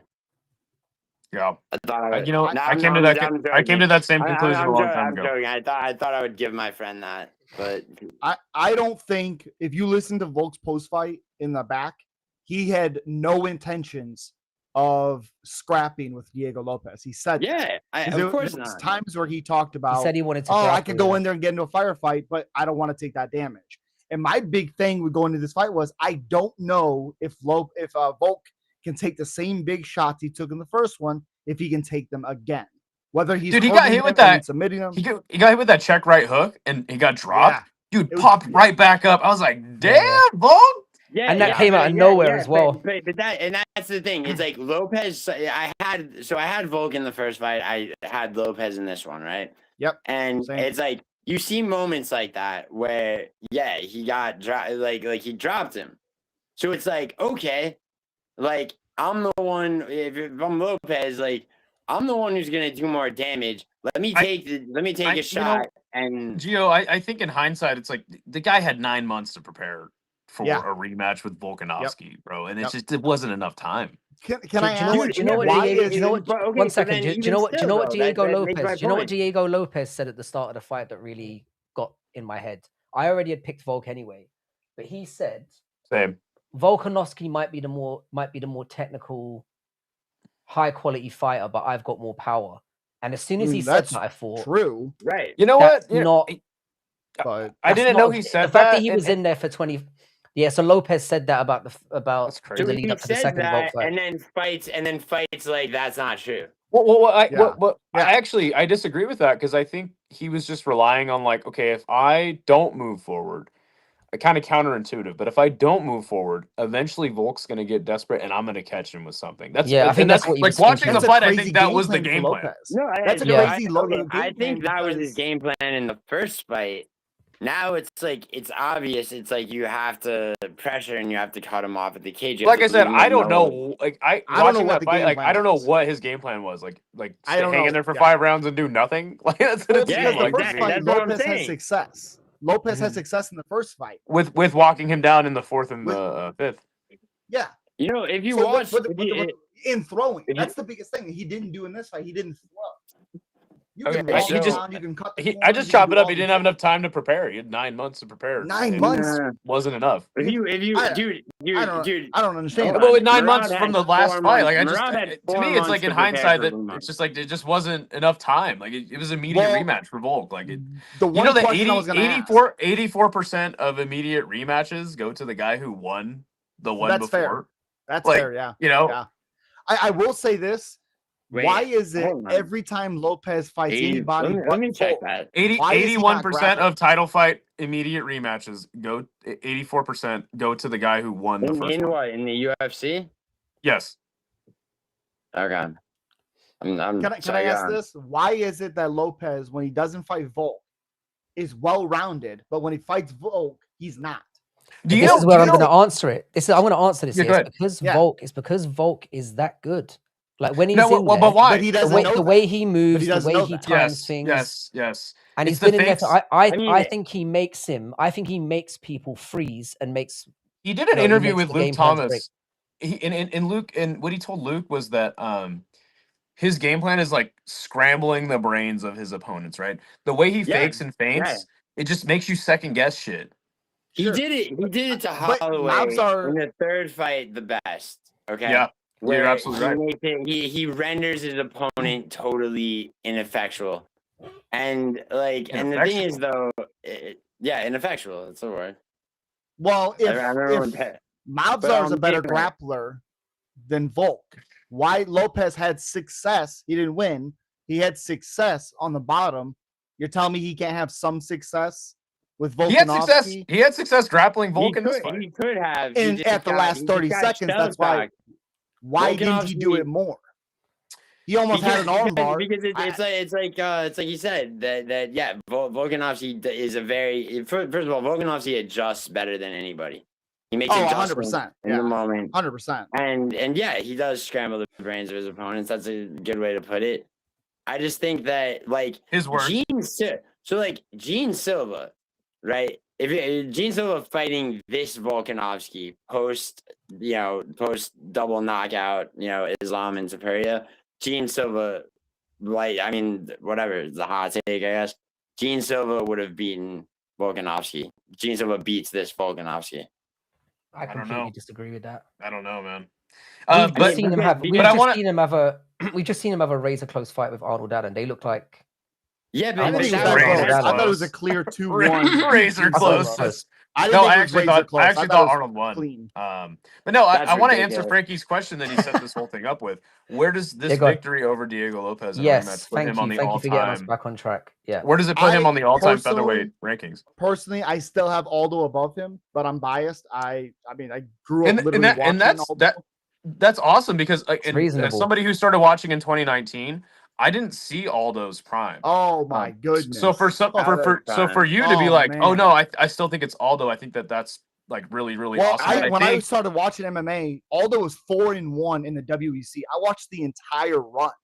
That's awesome. And I love Volk, but longevity is everything. Is Volk close? Yes, Volk is close. Yeah, he's got to be number 2. Everything. He's got to be number 2, right? Number 2. Yeah, if not number 1. If not number 1. I put Aldo first. I put Aldo first. Okay, so what in your opinion, what would Volk need to do to claim that top spot definitively in your mind? You know what he needs to do? He needs to go fight Mobzar or Murphy and have a decisive win, and he's number 1. That's it. Yeah, I agree with that. I agree with that. Even though it'll always be flip-flop for me because I always have the nostalgia for Aldo. Sure. If you go out there and you dominate, not a close fight, but you dominate these contenders, even though, another hot take, I thought Aljo beat Mobzar. I thought he won 2 rounds to 1. I disagree with that. I did think Aljo won. Where Mozart thrashed him, like, over, it was close, but... Very Yeah, good I fight. thought Very, Aljo- very good exhibition of what good grappling can look like. Oh, that grappling was that- beautiful. Yeah, Oh that's my the fight goodness. where when people bitch about grappling in MMA, Oh, it's like you man. show them No, that what fight. they what they're really Nah. bitching about is they're not bitching about grappling. They're bitching about laying, praying, and people who don't. Yeah. go Now for you show him finishing. you show him That's the Carl problem. Parisian versus Diego Sanchez, or you show him Gregor Gillespie versus Carlos Diego Ferreira. You know, another one I always really liked, Gunnar Nelson, Damian Maya. Incredible I've seen that grappling. one. That's a good That was yeah. a really good fight as Dude, well. Damien, Oh, man. Damien Maya in general, bro. Yeah. Yeah. That was the first time, and I was like, oh my goodness. Because Gunnar Nelson was always proclaimed as this great grappler. And then you see Damian Maya just absolutely outclass him with you the know what I grappling. wanna see? Caravaggio asks if Aldo was overrated. No, I don't Nah. know how he'd be overrated. not in his prime, no. If someone thinks he's overrated, please let me know why, because I'm curious to know why. He would It's be crazy overrated. to think here that Aldo is still what? He's what, 36 now? 39. He'll be he's 40 35? this year. No, he's No, he'll be 39. Is he older than that? He'll be He's near 40 40 this year. He He'll was be 40. around Yeah. for fucking ages, man. Yep. Bro, There were a he couple of made- fights. He made a The guy that He had a made a hard huge time making mistake. weight. Went Sorry. down The a guy weight that had a class, hard time yeah. making weight goes yeah, down a going weight down a class weight and class still is does just stupid. Why? Oh man. Why? Wait, why? I think it's open. I think it's open for debate. I mean, I personally Sure. have Volk as the best featherweight of all time, but people who say that Aldo are, I'm not like you're Well, an I mean, idiot. I it get just, it. No, you know why, there's an Frankie? argument. It Because comes down to Aldo- preferences. Frankie, Aldo's title reign wasn't interrupted by getting knocked out by somebody who then he never defeated. Like, I mean, he died. I mean, McGregor. You know, This is just like our endless argument, me and Gio's endless argument about who's better, Amanda Nunes or Chris Cyborg. To me, it's Chris Cyborg number one. She knocked him. She Thank knocked you. out Cyborg. And he. But just because he'll one go, knockout or third. one loss doesn't just Exactly, define a it's the fight. longevity. No, 13 years no, it undefeated, doesn't, and it but- hasn't lost since. I Yep. mean, I Yep. think that should be factored in. And the wins I she's get- had since as well have been fucking impressive. Like the Pacheco win for one. Was Yeah, the Larissa one that Pacheco, really dude, stood and out. then like Amanda. In my opinion, Amanda has a better like stretch, like what 4 or 5 fight stretch. But Yeah. it's Chris Cyborg. Dude, I mean, there was a come on. time in bantamweight and featherweight Nunez where beat Amanda Nunes was Shevchenko fighting twice. complete Shevchenko bums. twice, Durandamy twice. Come on, dude. You know when you've beaten Gio in an argument, when he starts getting loud and talking incessantly. Loud, interrupting, Mhm, screaming. That's when you know you Oh, got it. I will say No, this. no, yeah, I'm not about to be double teamed by two midgets. Two midgets are not about to double team me. I'm right. Amanda Nunes is the I best thought you'd be female used to fighter getting double ever. teamed by midgets by now. I thought you'd be used to that. Fucking You never used get to come told. every. No, but I mean, it comes down to preferences, doesn't it? I mean, Yeah, I there's a personally debate would- to be had. There's debate. It's Yeah, the reason and why the it is two- a debate is because it's Yeah, down and to what you. heterosexual men know that Amanda Nunes is the best female fighter. Why does I mean, it you come guys down to being prefer- heterosexual? Why He's does got it a come, weird why can't complex about it. Yeah, what's that about? Well, I feel Remember like when you get to slip Nocho that in. like remember when Nocho made up that rumor about him? He's never fully recovered from that. No, Yeah. made a rumor about me. Yeah, we don't have to get into it right now. Yeah. My little cousin Nocho going to politics. But I think it's a fair. I think both arguments are fair. It's a shame we didn't get the Amanda, the Nunes and what's her name, Kayla Harrison fight. But I mean, I'm assuming that doesn't happen now. I know, don't give I'm just no, hold on. Like, don't give me that shit. Amanda Nunes is so much better than Cyborg. You know it. She has a better I like don't 4 or know. 5 fight run, but CV for CV and Better longevity, you can make opponent, with dude. Cyborg. She got clipped. It happens. Shevchenko twice. we're trying to Durandamy move twice. past this discussion, Gio, and you're just like I hammering don't, dude. it home. I don't care. You're fucking telling me you beat All me right, in I an mean, argument. so Amanda Nunes got TKO'd by Alexis Davis. Was it Gina Cat Carano Zingano. beat her? And Cat, Zingano. thank you. And then submitted by Look at Juliana Carano. Pena. Like what? Yeah, and then when she had COVID and switched camps, and then she came back and tortured her to death in the rematch. Mhm. Let's see Cyborg I rematch. will say the one thing with the Volkanovski Aldo comparison, it's the Thank same you. thing I feel with Usman GSP comparison. To me, GSP is the greatest welterweight of all time on the GOAT list, whatever. Yeah, hands Usman's down. good, But how is Usman better? His reign better than GSP's? Did you guys see? Or Did two you guys rematches, see something that? like that? It was Did you weird. guys see that? There was like a stat line when Usman was champion. Yep. It was like GSP's opponent's record, and then it was Usman's opponent's record, and like the win-loss ratio was like exponentially higher for George over Kamaru. I was like, shocked by that. Yeah. That era of Yeah, welterweight GSP was is fucking welterweight. nasty. GSP's welterweight for sure. Yeah, think. that welterweight era was so underrated. I think if more eyeballs were on the sport now, I think it would be there'd be no question. But I don't think there's not a lot of people out there other than like people like Dana White who have obviously a loud voice that say that Kamaru's the best welterweight of all time. I think when Kamaru was champion, like when he beat Gilbert Burns, a lot of people were saying he is the GOAT and he's better than George St. Pierre.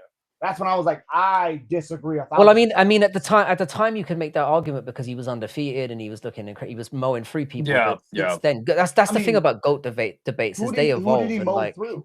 Because he had the two close wars really with Covington. Then he beats Burns after getting hurt early. Does come back and win. He had the weird fight with Masvidal. Then he knocks out Masvidal afterwards. But so many of them were rematches. They were. Well, two of them were. Well, Covington, two of them were. You had two rematches. Yeah, two of them. Covington and Masvidal. Yeah. And those Leon losses And are just Leon aging Edwards worse and worse and worse and worse. The more that goes on, it just looks worse. Especially the third fight they had. It was the third fight, I thought Usman won with the foul on the cage and all that stuff. I thought Usman won the third fight.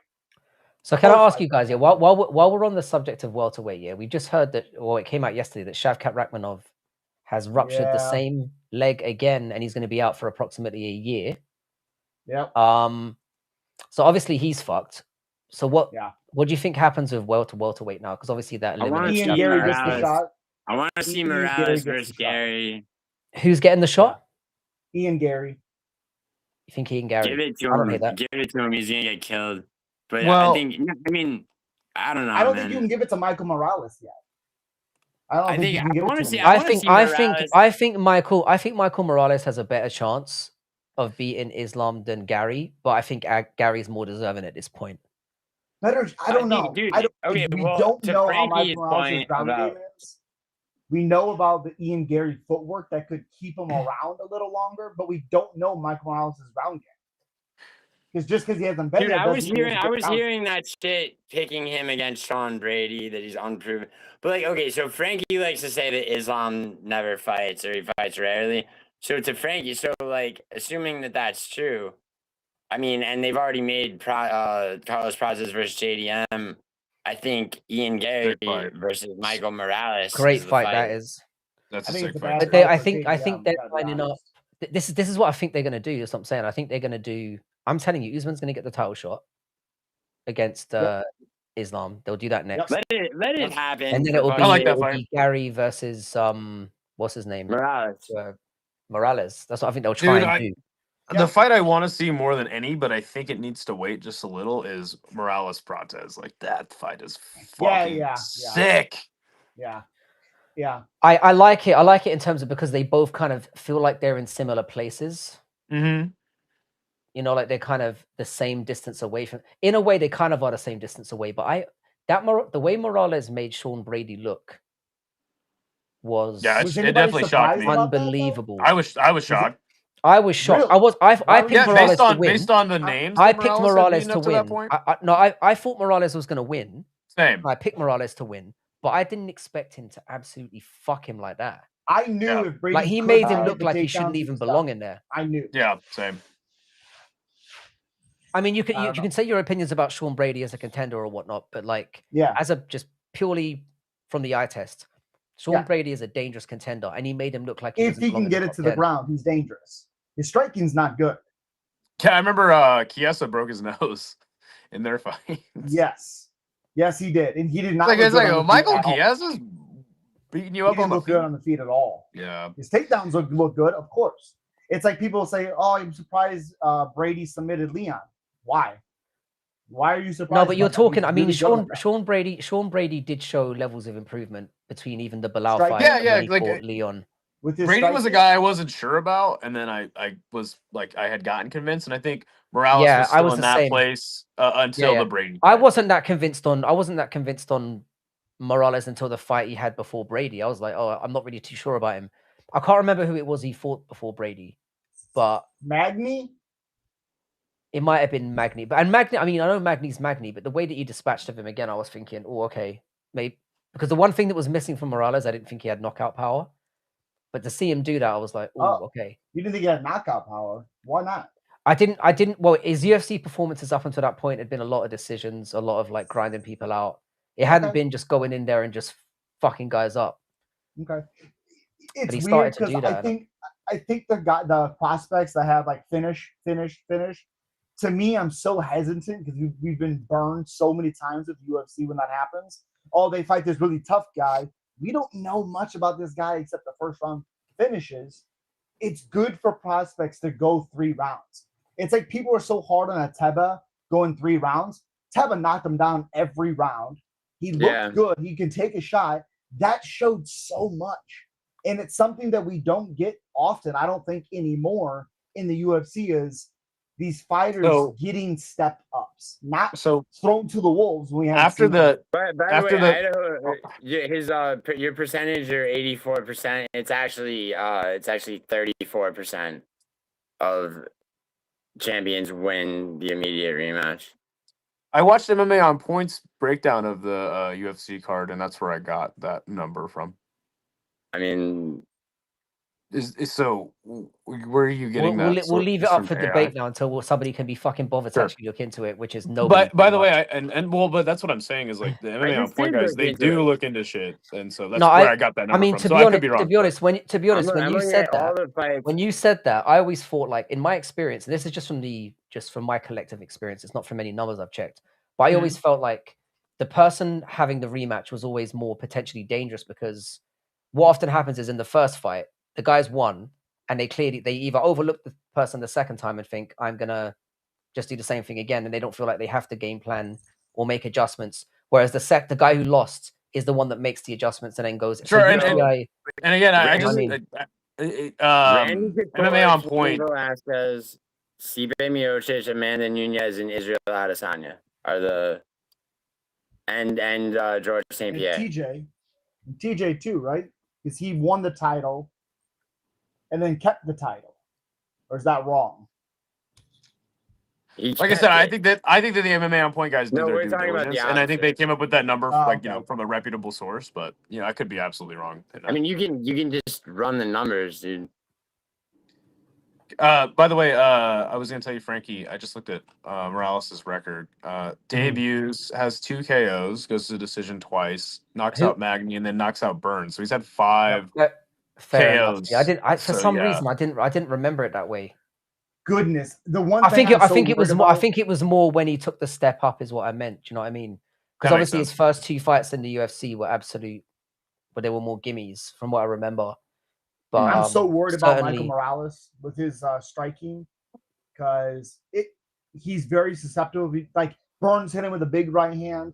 Sure, it didn't hurt him, but that's not the point. He is fucking huge for this division. It took him 3 rounds to finish Fuji. You obviously got a guy that's improving with every fight. You know? Mm-hmm. Yeah. Morales for me, I think it's more.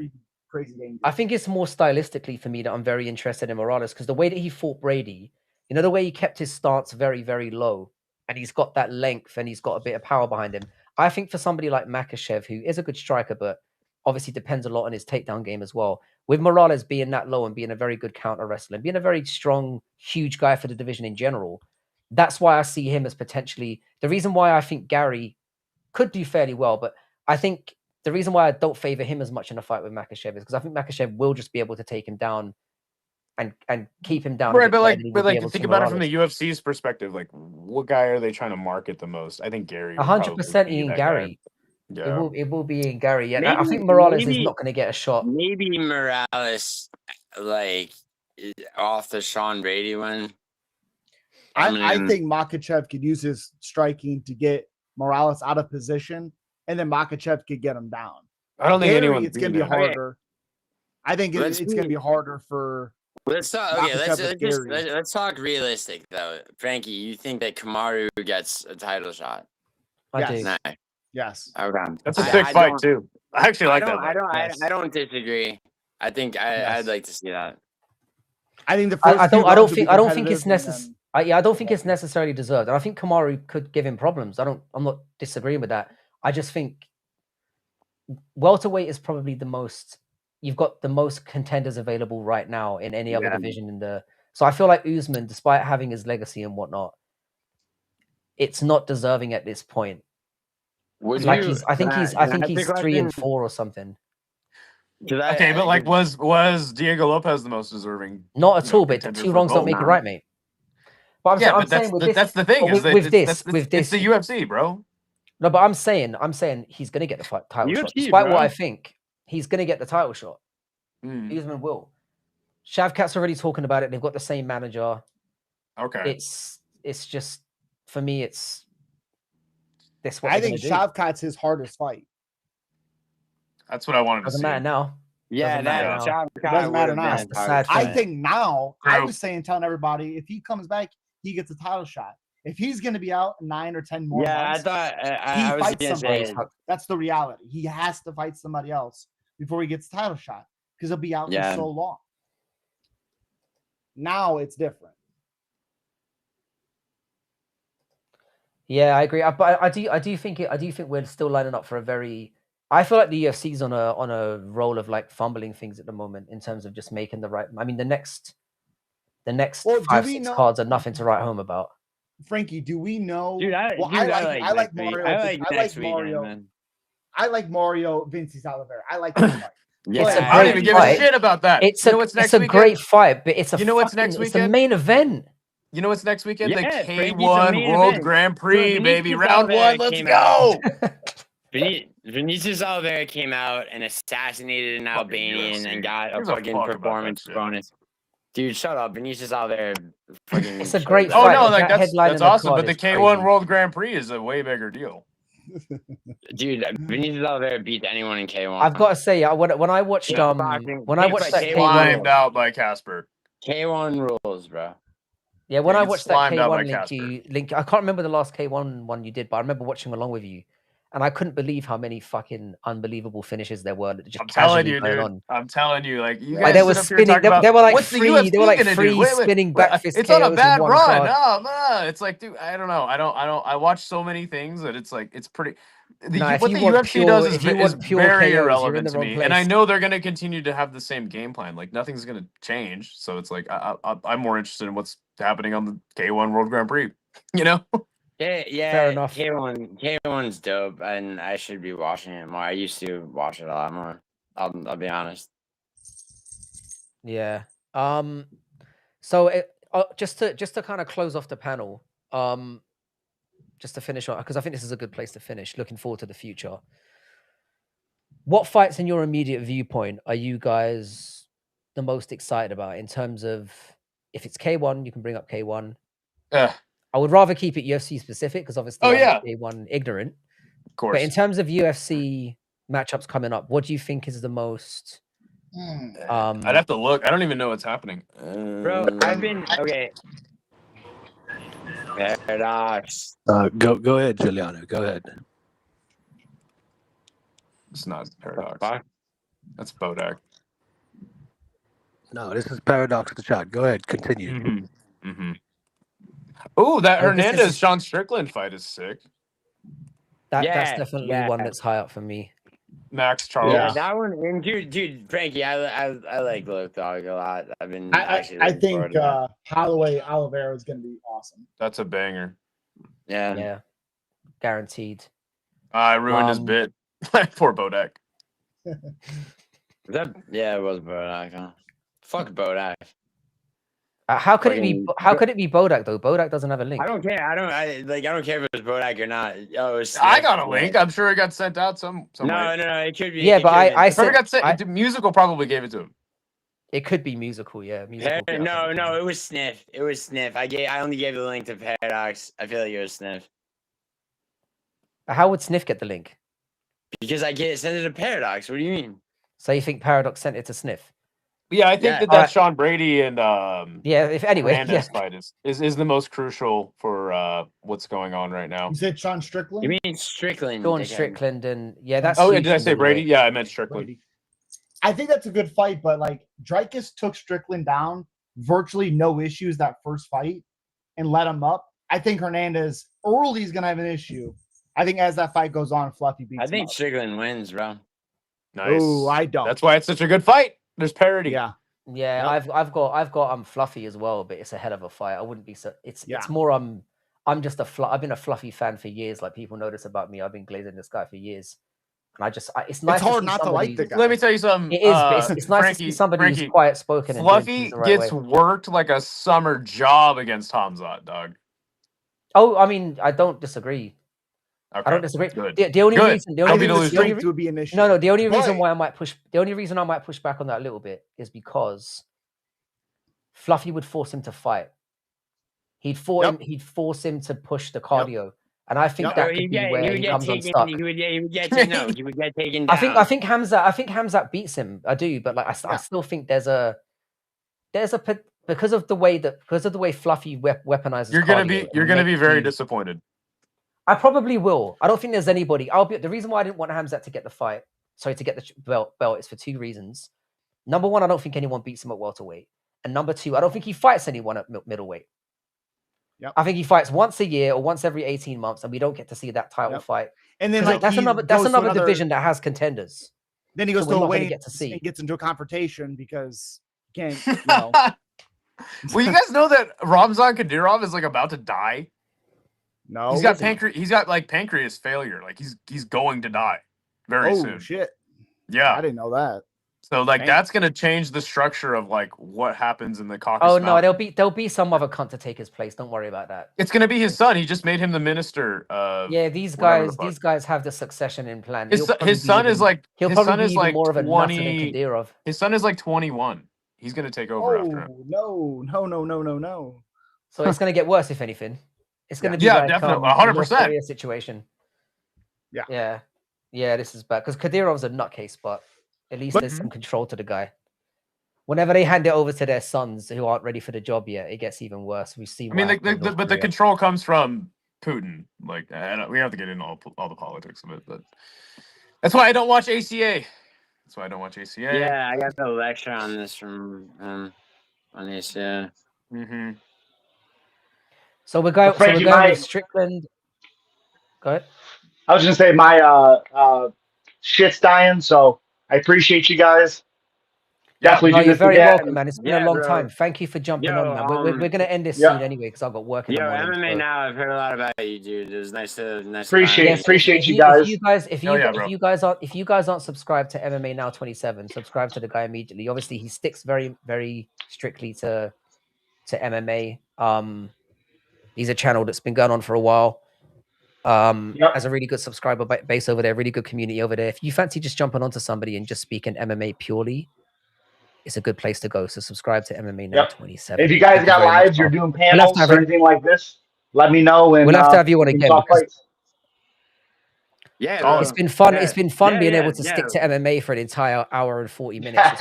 We haven't done this in a long time. Yeah, let's do it. I know I keep getting criticized for that shit, so yeah, let's do it. No, you've been sticking to it as well. To be fair, I mean, you've kept. I mean, like when I have streams with purpose and it's in the title, like I mean, That's why I tend to have the topics ready beforehand because we all do it. We all go off.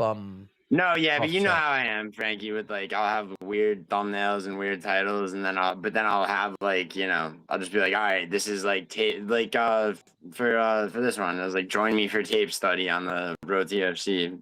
Yeah, and I just bought 10 hoodies from Gio's merch store, so you guys be sure to go check that out. I'm gonna try and cop one of those. It doesn't have that faint vinegary smell that a lot of American export clothing has, does it? No, it just smells like cigarettes. I'm in. Count me in. But I do appreciate you guys. I hope you have a good night, and we'll definitely do this again. Shout out to you, man. Thank you so much for turning up. It's been a pleasure. Appreciate you guys. Appreciate you. Have a good one. All right, peace. You too, bro. All right, cheers, man.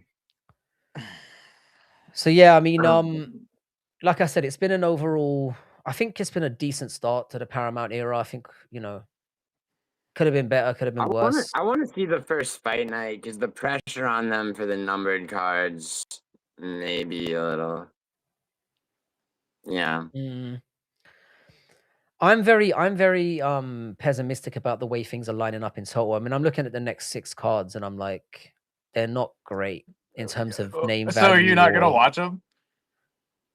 The thing is, yeah, I didn't like with yesterday's card, for example, and even with the card before that, the Paddy Gaethje one, I spent most of it playing video games and kind of side-eye watching it in the background.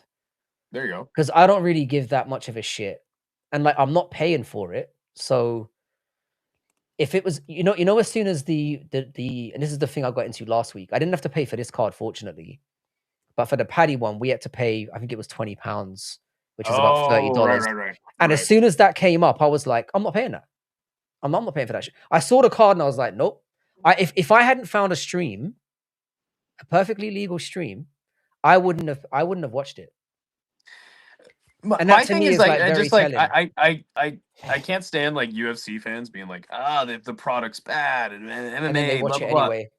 Right, and it's like, Yeah. dude, there's so many other things you could be watching throughout the course I of a agree. weekend. So. We do go on a lot of the time like UFC is the only game in town, but it's kind of what they've done. They've indoctrinated us with the regularity of when the cards are, and obviously us knowing the format and do you know what I mean? It's kind of you start to see UFC as MMA and not like it's the basis for MMA sport. YouTube as well. Yeah. Like MMA discourse on YouTube is centered around it for good reason. But yeah, I find it much more engaging, like talking about things outside the UFC. Yeah. And especially like, I like dedicating certain days to talking about the UFC, but like, it's like when somebody asks me like 2 weeks out, like who I think's gonna win the main event of UFC 326, it's like, dude, this is don't give a shit. There's so much other shit to talk about. I also hate being asked about hypothetical UFC matchups. That bothers me. Right. Like, yeah, you get that a lot around UFC discourse because a lot of the time we're not getting the matchups that we want to see. So a lot of the time we're spending is talking about fights that we would like to see. Well, speaking of we don't understand why we're getting. Speaking of hypothetical UFC matchups and matches that we're not going to see, me and Gio are going to go live for Who's Up Next directly following this year podcast. Yeah. What's this? I do a matchmaking show every Sunday or the day after every UFC card, and you guys vote in the chat for like who you would want to see, and we kind of try to keep it as tight as possible. But we do matchmaking after every single UFC card. Me and Gio over on Combat Casual. So if you guys feel like checking that out, yeah. So subscribe to Combat Casual as well, and obviously subscribe to Giuliano. No, don't do that. Most of you, he's got enough subscribers. What's your subscriber count at now, bro? 1.6. I'm stuck because I got shadow banned. So yeah, 1.6 is something. No, YouTube fucked him. So I got a copyright strike, and I couldn't stream for a week. He got a copyright strike, and it didn't fuck with his streaming. But it's like, here, you could explain about it. So I tried to go live for Octagon. I had the stream scheduled. It was just gonna be a fight companion, and Octagon struck me for copyright.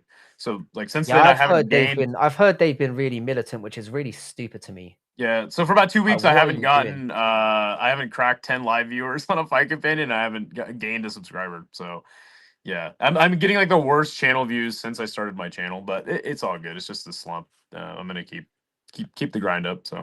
It's funny how they can do that on the sly, because it's like when I say certain, let's just say, often I'll read chats out and say, I might use certain keywords that they're not my opinion. I'm just repeating what they're saying and then reacting to them.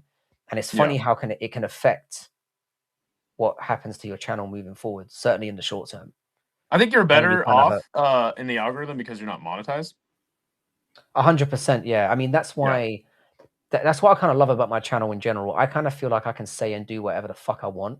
Totally. Because I'm not really on anyone's radar, and I'm already at a stage where I might get. I mean, right now I've got 20. We've got 25 viewers in here. Like I'm coming from a time where it was a year ago. I was getting 4 or 5 in here, right? And there were very few. So I'm like, I've already won in my opinion. So like, I feel like this is the perfect place to kind of say and do within some reasons what you want. And I feel like it's better for me. And I do feel like it helps in like not being flagged for a lot of things as well. Because once you start making money from them, the scrutiny. They have power over you. It does. I'm telling you. It certainly does. But I'm very surprised about the Octagon thing, because if anything, they should be, if they had a fucking brain in their heads, they would be encouraging more streamers like you to do this stuff. Well, they thought that I was going to show event footage though, so now I have to fucking. But them thinking you were going to do it and you doing it is a different fucking thing. They should do their. They should check it out. I mean, I tried to counter the claim. I've emailed Octagon. I've tried to counter it. I've emailed them and they denied it. So. Do you know what it could be? It could be somebody doing it on their behalf. Like not even them directly, but them, or not even them indirectly, but somebody saying they are Octagon and trying to claim stuff. Do you know what I mean? Because there are little scumbags out there who do stuff like that. No. I got a copyright strike from their media company. Right. Okay. Well, that's a different matter. Yeah, when you get a copyright strike, back to fuck them then. Yeah, mine was the UFC's like AI thing. It tells you who did it. And under the Paramount era as well, this UFC AI stuff, it's getting even worse, because even when you try to put tiny little clips on that are like less than 5 seconds that have anything to do with UFC, they get. Well, that's why you got to check out the meta rankings. You know, the meta AI rankings. Yeah, I can't be bothered with all that, mate. I've got enough going on in my life to actually do this properly. Do you know what I mean? This is minimum effort YouTube stuff right now. If you're not going to get any. I feel like I'm at maximum capacity right now, and it's shit, and I know it's shit, but it's not going to get any better. And it's like, no. Let me tell you something, Frankie. If you so next time the UFC's live, cycle through Fight Companions, you got amazing production value compared to 90% of people out there trying to do MMA coverage on YouTube. Well, yeah, having like a decent camera and like and look at Gio, he just streams off his phone. Yeah, but like, hold on, Frankie. In my last 2 prediction videos, which I know you never watched, Frankie, even the one was brutally honest. I don't watch my new fucking camera. Like, people have been fucking telling me. The one thing I will say, Gio, though, is your microphone is still a little bit scratchy. It's so much better. It's much better than it was. Way better than it was. But it seems to be crackling. I got what you told me to get, bro. No, that's what Brutally told you to get. But it is a good mic. But I don't know. It might be for some other reason. Like, it's just for some reason in parts it crackles a little bit. He just sounds like that, Frankie. He just fucking sounds like that. Yeah, it sounds like that. Is it Gio just shouting too much or something? And like, by the way, Frankie, I don't want to hear any more bullshit about you can't use like streams for shorts, because I put streams that I was in on into Submagic. It's crackling right now. Can you hear that? Literally, as you're screaming, it's crackling. Bro, it's your fragile British ears. Okay. That's what it is. No, Musical does the same shit. He's like, and winces. Bro, that's why no one of you guys lost the war. It's not just me. Okay. Maybe it is a British thing. I don't know. Gotta be. I don't know. Gotta be. But no, the only reason I was pointing it out is because, like I said, it's just it might just be a settings issue or something. But your microphone is way better, and even the fact that we can see your face on camera is nice as well. Oh, thank you. I don't know about that. Good improvements. I mean, from a purely professional point of view. It's good. I don't know about that. Yeah. I don't always tell me. But no, this has been a fun one, boys. It's good talking to you again, Frankie. I enjoy the chaos of other streams. Don't get me wrong, but to be able to talk about MMA consistently for near on 2 hours has been a nice change of pace. That's what I'm all about, Frankie. Have me on anytime, my friend. No, definitely will. I mean, I've got you on Twitter, right? Because I know you were on, and you've got my number on WhatsApp as well, right? Yes, sir, I do. Yeah, so just hit me up there. And thanks as well for Gio for accepting the late. Because I messaged you for the last one, but you didn't get back to me, and I thought, oh, he's not interested. Really? Yeah, I messaged you the last one I did last weekend. I messaged you. I got that. You must have missed it. So that's why I didn't message you early this morning, because I thought, oh, maybe he's not interested in doing them anymore. No. But it's great to have you boys as always. Shout out to Combat Casual if you're in here. Shout out to Giuliano Argenti. Subscribe to both channels. And we'll see you for the next one. I wanna do reaction cards every Sunday. So Cool. nice to have everyone pull up. Solid. Take it easy, bro. In a bit, guys. Thanks to everyone in the chat who Peace. is obviously peace, bro. Oh shit, I have to leave. Take it easy, bro. Shout out to everyone in the chat who obviously stuck with us. I know that the panels are a very different. Obviously, we're going to get different audiences that like different things. Some people like seeing, a one-on-one with obviously being able to address the chat. And there's obviously going to be times when we're going to have panels and people are going to join in and we're going to discuss things. So shout out to those people who were interested in a panel type arrangement and stuck around. And it will be. I want to try and make it a little bit more of a thing moving forward, where on Sundays we have more reactionary panels like this in a more structured format, and then during the week I'll do more solos, but we'll see. Rays, thanks for popping back. The fact that you popped up as soon as MMA Now 27 came back shows me where your fucking bread is buttered, cunt. But welcome back anyway. And yeah, shout out to everyone who hung out. I'm gonna try and that's the first time I got MMA Now on, that's what I'm saying. It was really coincidental that you turned up in this moment. I tried to get him on last weekend as well. I love it when Rufy fucked up Rafa. Yeah, that was nice. It was, I mean, Fiziev is such a nice, wholesome bloke I feel a bit sorry for Fiziev because he's amazing. But it's, you just can't seem to win you can't seem to win when it gets to a certain level. It's a shame.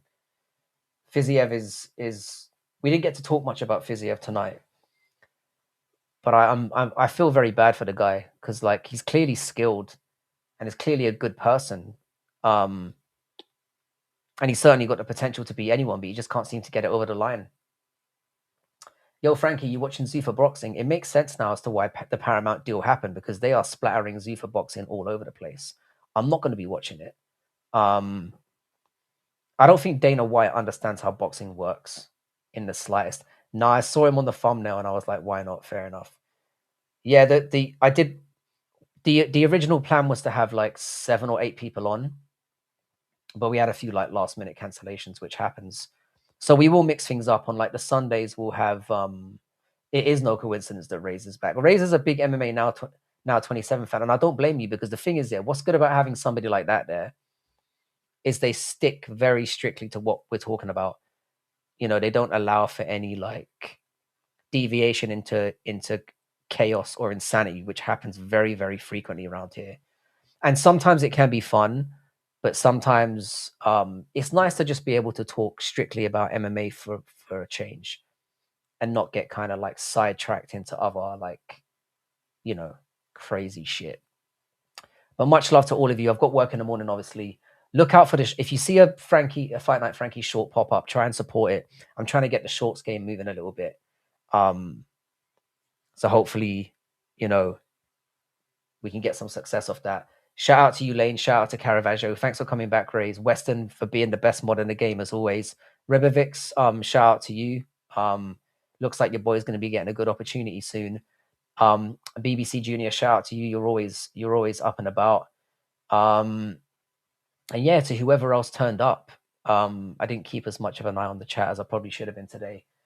But much love to all of you. If there's anyone, I don't think there's anyone online right now that you can raid. I'm just going to double check before I hit the bricks. I don't think there is. The last time I checked, there was nobody on. Again, correct. Yeah, there's nobody on my list. But anyway, guys, have a wonderful one. And shout out to Westy as well. Westy, next time you go live, for some reason I'm not getting notifications, and I am sub to you. So shoot me a DM or a WhatsApp message the next time you're going to go on, because I'd love to see how you do. I think it'd be interesting.